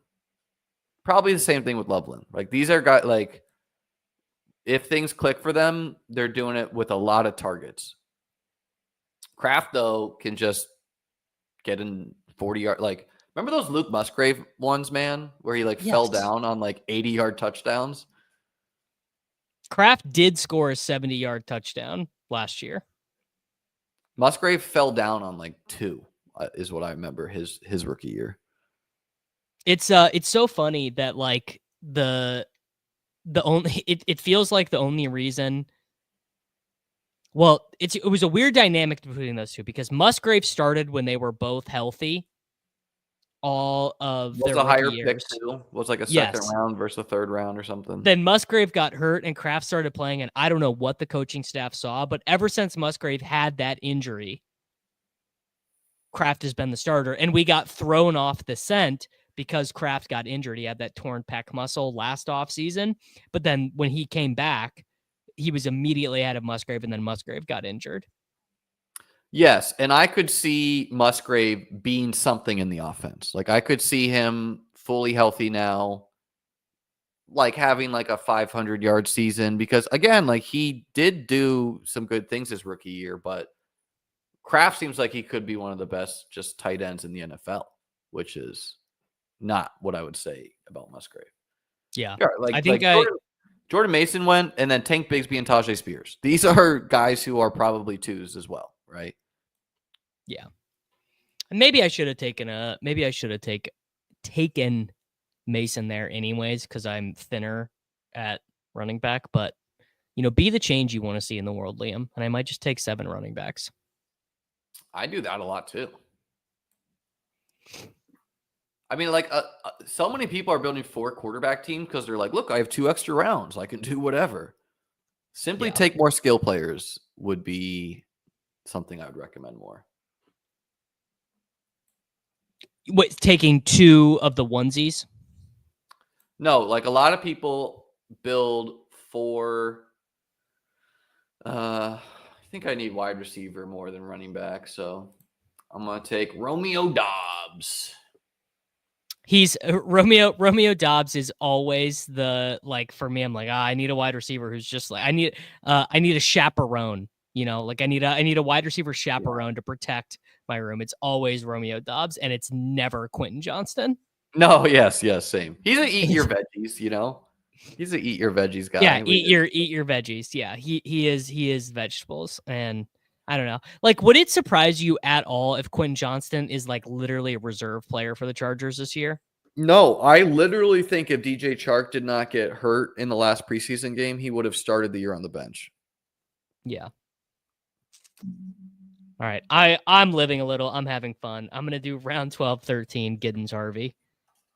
I think that's quite good, actually, to pull these guys up because they're almost always paired here, 14, 15. So whatever, you didn't take Tootin or whoever this time, right? Neil was with my rankings, but yeah, whatever. You passed on to yeah. I think it's pretty good to get just a little bit weird. All right, what are you gonna do here? You taking a rookie running back? I don't know. Your boy Ford got snapped from you. I know you're punching air right now. People are I've seen other people into Ford too. Crane was making a big Ford bull case yesterday. I mean, look, it's logical just to follow the goat, Just I'm into Ford, just follow the line here. I think like Dallas Goedert, I think the hate's gone too far. A trade would be good for his value. Like when the big board first opened, I was building teams with Goddard as like 2 tight end teams with Goddard, right? Yeah, a trade so the thing that happens with Goddard is either Goddard stays in a low volume situation that people have liked him in fantasy and before because of the touchdown potential, or he goes to some team that is going to project for 150 more throws than the offense he's on. Yeah, like New England would maybe not be a great place, but maybe not a bad place either. If it's like Goddard, Henry, like they're doing 12 personnel. Same thing with Seattle, like 12 personnel. I just like who is trading for Dallas Goedert and what would they give, Who's trading for Dallas? That is a great question, Liam. Who is going to trade for Dallas Goedert? The Rams, maybe. Rams would make. I mean, he is 30. I don't think the Eagles would trade to the Rams though. You want to know the funniest team that could trade for him? Who? The Colts. The Colts say we're done playing 9 different guys. Let's just get one guy, and it's Dallas Goedert. He would then be priced around like Dalton Schultz. Yeah. The Chargers would be a good spot, but they signed Tyler Conklin. He would dust Conklin and these guys immediately. The Chiefs contingent plan. There was like what did Dallas Goedert's peak dynasty value hit in the tight end market? Did he hit like tight end 3? Oh, high. Yes, people. So, which when is funny. Ertz was cut or whatever. When Ertz was there, but then got injured in 2024, Goddard had 600 yards and 5 touchdowns, and people got frothy for him. Yes. Yeah. His dynasty value got high. Yeah. But I don't know. I don't know how the dynasty market treated like George Kittle. Like were they Goddard was the original McBride, 100%. He kind of was, yeah. Yeah. Seahawks could honestly really use him. Seahawks could actually really use Dallas Goedert. Yeah, the thing is like I think this AJ Barner kid can play some. And I don't like Noah Fant's still on the team. I don't know. Like Noah Fant should have been cut for the same reason Evan Ingram was cut. The inconvenient truth. But he's not been cut because he's getting paid way too much money. Right. So I don't know. I don't like Denver bringing in Goddard would have been fun. Obviously they didn't. I mean, Ingram is like, I don't know, a better fit for that style of offense or whatever. Does Atlanta get rid of Kyle Pitts and just go with Steady Eddie, Mr. Goddard? Kyle Pitts on the Eagles. I could sell myself on that, brother. He's who's the tall wide receiver for them? Johnny Wilson. Yeah, he's the Johnny Wilson. I saw a very funny thing on Twitter, which is some guy. This has gone too far, by the way. J.K. Dobbins, pick 163. This is good value. Yeah, that's rational, I think, on him. After Braylon Allen, dude? Yes. That is the range where I'd start thinking about taking him. Were you talking about the Johnny Wilson hinge thing or what? Yes, and some guy quote tweeted the image with a professional Super Bowl champion wide receivers on the dating apps. Like, what fucking chance do I have? It's tough out there, brother. Are you Goddard to the Giants? That could make sense. I mean, it's a divisional trade, but that could make sense. Divisional trade, team on their last hurrah. Like I don't think the owner would sign off, because anytime the coaches are going to get potentially fired next year, you don't let them like trade future draft capital. Right, but the draft capital is not going to be that high, right? Yeah. I mean, I guess like if the Commanders still have cap space, maybe they should just do it, man. Just pair him with Ertz. Run it back. Run it back, dude. Run it back. Oh man, this is a tricky situation for. I'm not into Chubb. He wasn't good at all last year, and then he got hurt in like the last. Chubb is I mean, it's a sad cautionary tale about the sport of professional football, but he probably is done as an NFL player. This would feel bad, but I don't know, man. Does it feel that bad? Most Justin Fields pass catchers feel bad to me. Yeah, I just like him a smidgen more than you do. The thing is they could just run do with Fields that one season. Oh, Kmet was bad, but DJ Moore smashed. Actually, DJ Moore did, yes. Not true. Kmet had a crazy run at the end of 2023 with yeah, yeah. But those games were against like those were the weird Lions Dome games where he like I mean, I'm not getting that micro into it. The thing is that was a thing that year. We just fundamentally disagree, because I think Fields is not that bad. Fields is good in fantasy, but I mean, his best year is 2,500 yards passing and 16 touchdowns. That is not good. It's just a matter of how concentrated it is. Also, I think Zach is correct that Cole Kmet is like probably just buns. Like I just don't think Cole Kmet is like that good of a tight end. Yeah, and I mean, Dallas Goedert is not George Kittle, but he's not bad. He's fine. Yeah. What's your vibe on Anthony Richardson? I almost took him in this one, but Mixon. The thing is I was jamming him early at like elevated prices. So this is it's fair. Like, yes, being Jalen Hurts third. I mean, the thing is it depends. Like Jalen Hurts third option in 2023, good. He threw 580 times. Like, sure. Do people know that the fucking Eagles threw less than 400 passes last year? I mean, that's crazy, dude. That is so low volume. It was always supposed to be contingent upside with Goddard as well. Right. I mean, he's got that. Like he's got both things. I think something else. Like there's just psychology of best ball is when players start falling, other people don't want to take them. Right. Whether the fall is logical or not. Right. So Goddard's just been falling. Everyone's been doing the drafts. They're like, do I want to take the falling? Like, no one wants to feel like they're catching the falling sword, right? And so, like, it snowballs a little bit like that, right? We don't fact check on this show. Come on now. Yeah, I was told there was no fact checking. So the people talking about the Eagles defense. First off, I just need like 3 dudes to get hurt. If 3 guys get hurt, they transitioned like half their starters are gone. Yeah, their D line is not, but a lot of their corners left.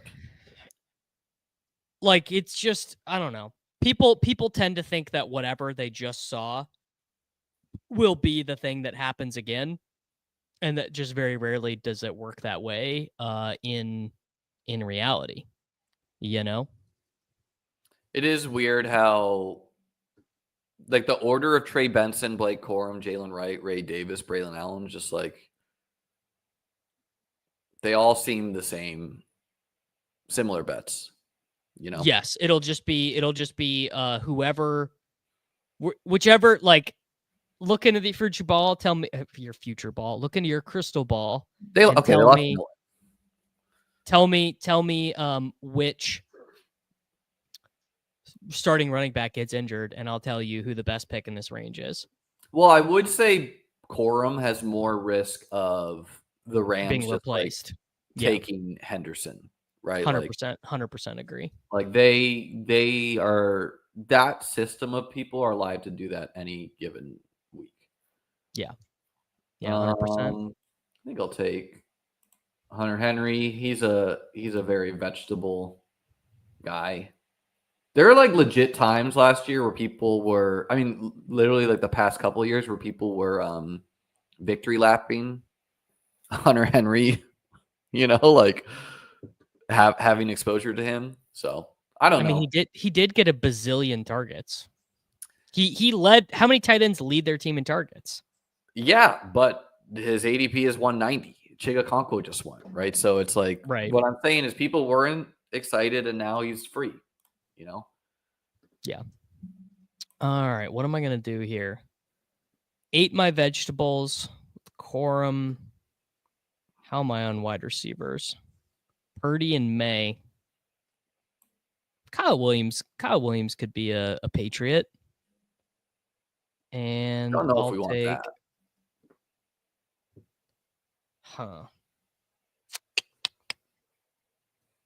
You know what? I need an adult. I'll take Elijah Mitchell. I don't like love him. I liked him a lot before they signed Kareem Hunt the next day. Yeah, he is like he has upside, but he's not too dissimilar to like Shipley, Kendre, like we all have the guys we like. We all have the guys we like. Yeah, I like Marshawn Lloyd still, holding on to the third round draft capital. I like Will Shipley still. Mitchell, I'm like, he has the speed, so that's always nice. You can get those spikes, but I don't know. Chiefs are kind of weird this year. I mean, they fucking stink. Like, are they ever going to be a freaking top 5 offense ever again? Like, where's Eric Bieniemy, man? Because Matt Nagy is not helping things. Well, I think the thing is, like, your O-line is no longer good, right? That is like, I don't know. It's we've done this. We've done this before, and then they figured it out. They traded away old guys. I like Veach, like, kind of always figures out the offensive line. Like the Chiefs' defense is really nice, and then there's also like your offense is either awesome if Rice is healthy, or it's concerning if it's just Worthy and whatever, So I kind of think that they could, like, the Bills have been bringing in a lot of wide receivers. That makes sense to me too, and they've been bringing in guys way more in the mold of Matthew Golden, which makes sense as what, like, they want fast guys, right? Which makes sense when you're like got Keon Coleman and Kincaid out there, right? Guys who are not stretching the field. Yeah, they need a Golden. They need an Isaiah Bond. Isaiah Bond. I could definitely see Isaiah Bond landing in Buffalo. I could see Isaiah Bond landing in Buffalo and then being like giga ass. Yeah, I don't know. It feels like, who's the last wide receiver the Bills drafted? I guess Shakir is a clear hit. Well, he was a 5th round pick. Yeah. Gabe Davis was also pretty, like, Gabe Davis is not a special talent, but for a 4th round pick, that is a sure. Gabe was a hit for what they spent on him for sure. No doubt about it. Nearly won the Super Bowl with like Gabe Davis out there, No, I don't like. Who nearly won a Super Bowl with Gabe Davis out there? The Bills, man. Like the Bills did not nearly win a Super Bowl, Liam. When did they They beat the Bengals. They beat the Rams. You got a connection.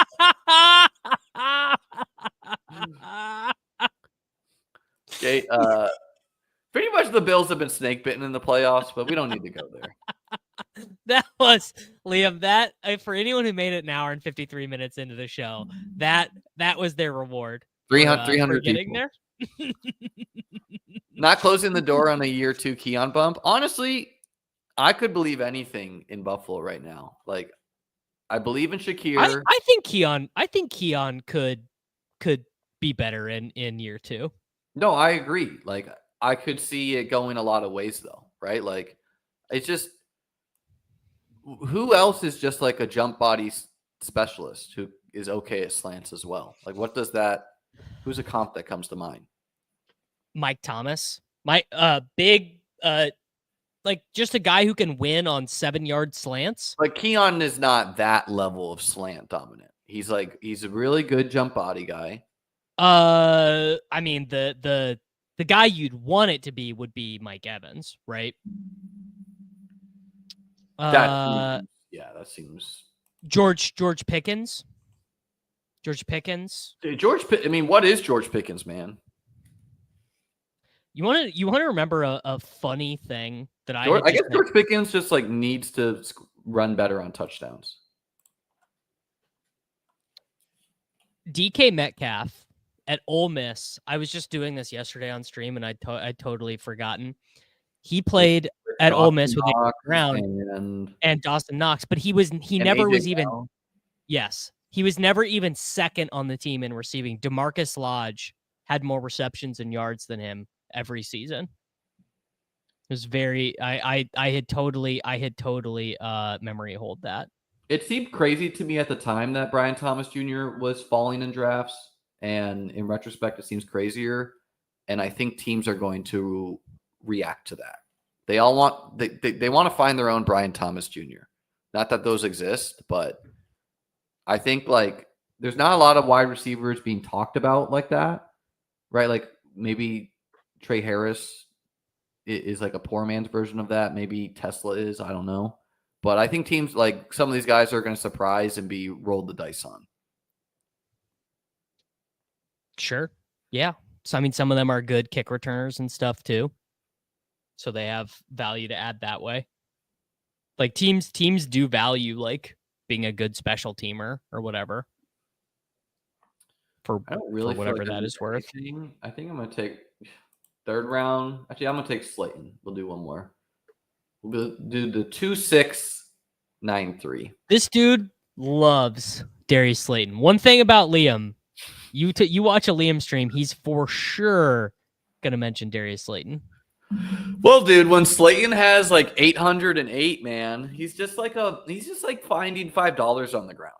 You know, is he like finding $500 on the ground? No, but it's just like finding $5. You put that in the wallet. It's a good day. It's a better day. You know, 808 is great. I mean, that is Khalil Shakir would love to get 808.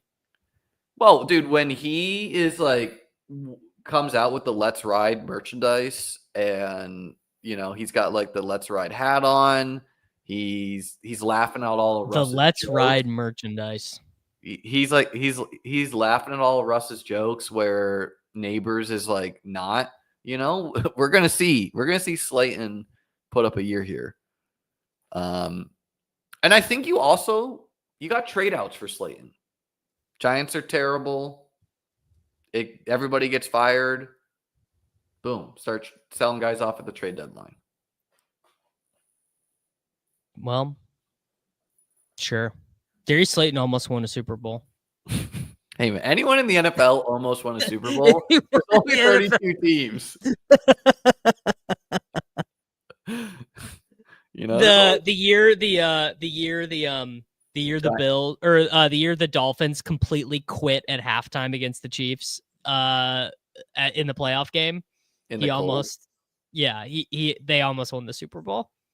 That was a great year. Dude, Kayshon Boutte goes off next.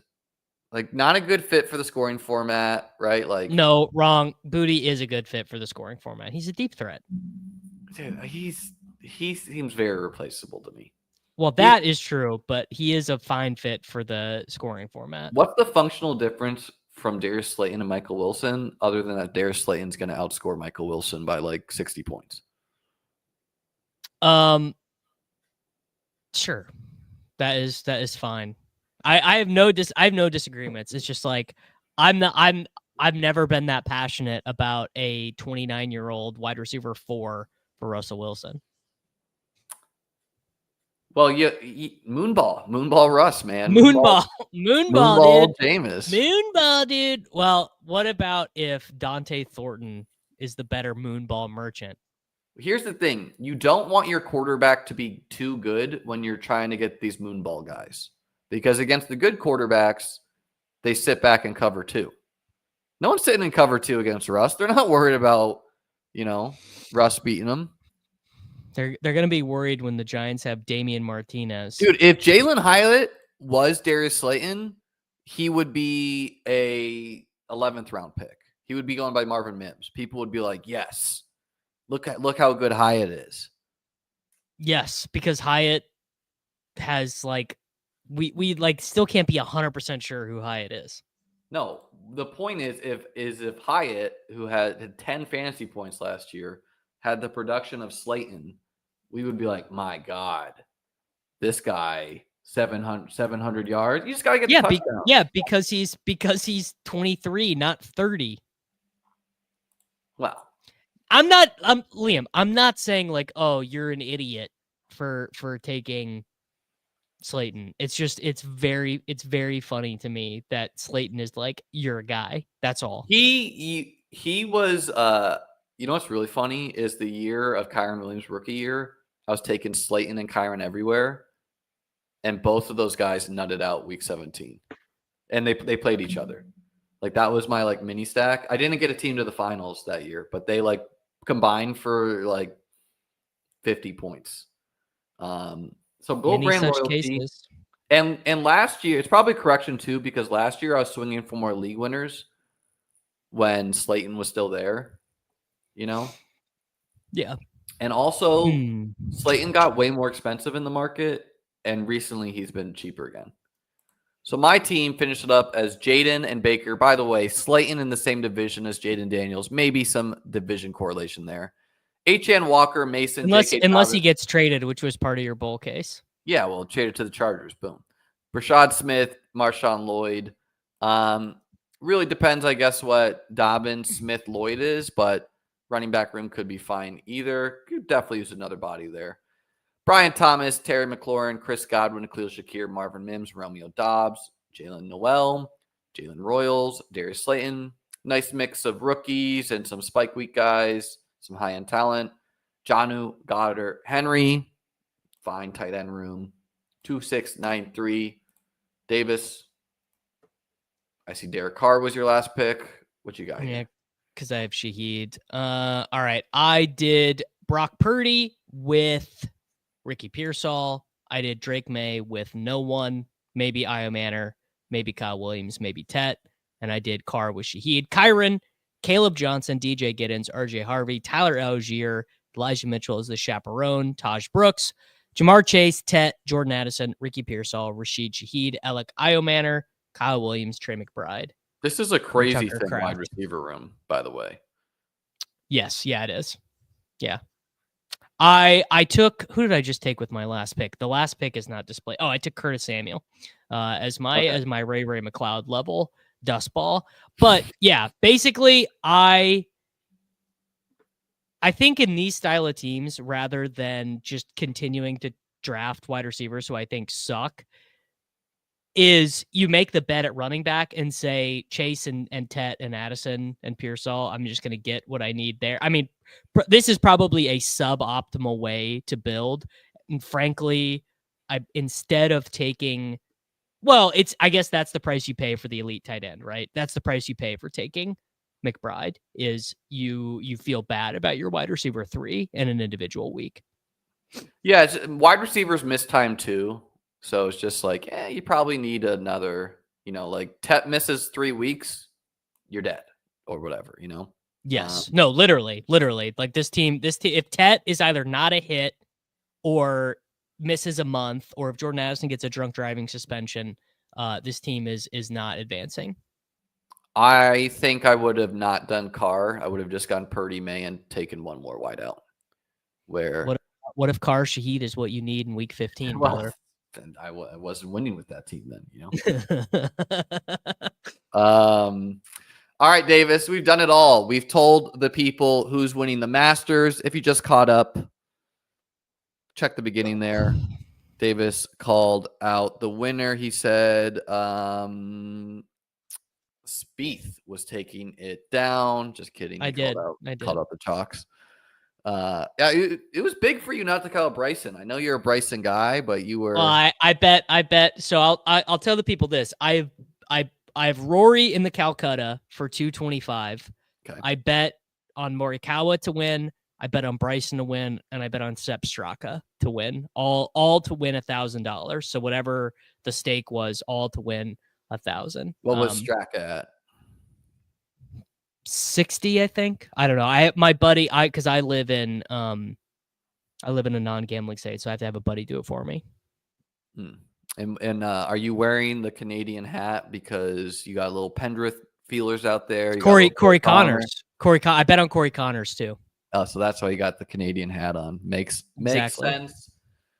Well, for Davis, for me, be sure to like the stream, guys. Be sure to subscribe. We got about 300 people here on just a big board Wednesday. Davis, what's your guess? Here's a question. Will we get 1,000 at any point during like peak basketball? No, I think opening week we're pulling 1,000. Tell your friends, get them. You guys have been here the whole time though. You guys are in a better place. Like, subscribe, join our Discords, check out the ranks if you want them. Enjoy your Wednesdays, guys. Wacky Wednesdays. It's a great day. Peace out. Later, boys.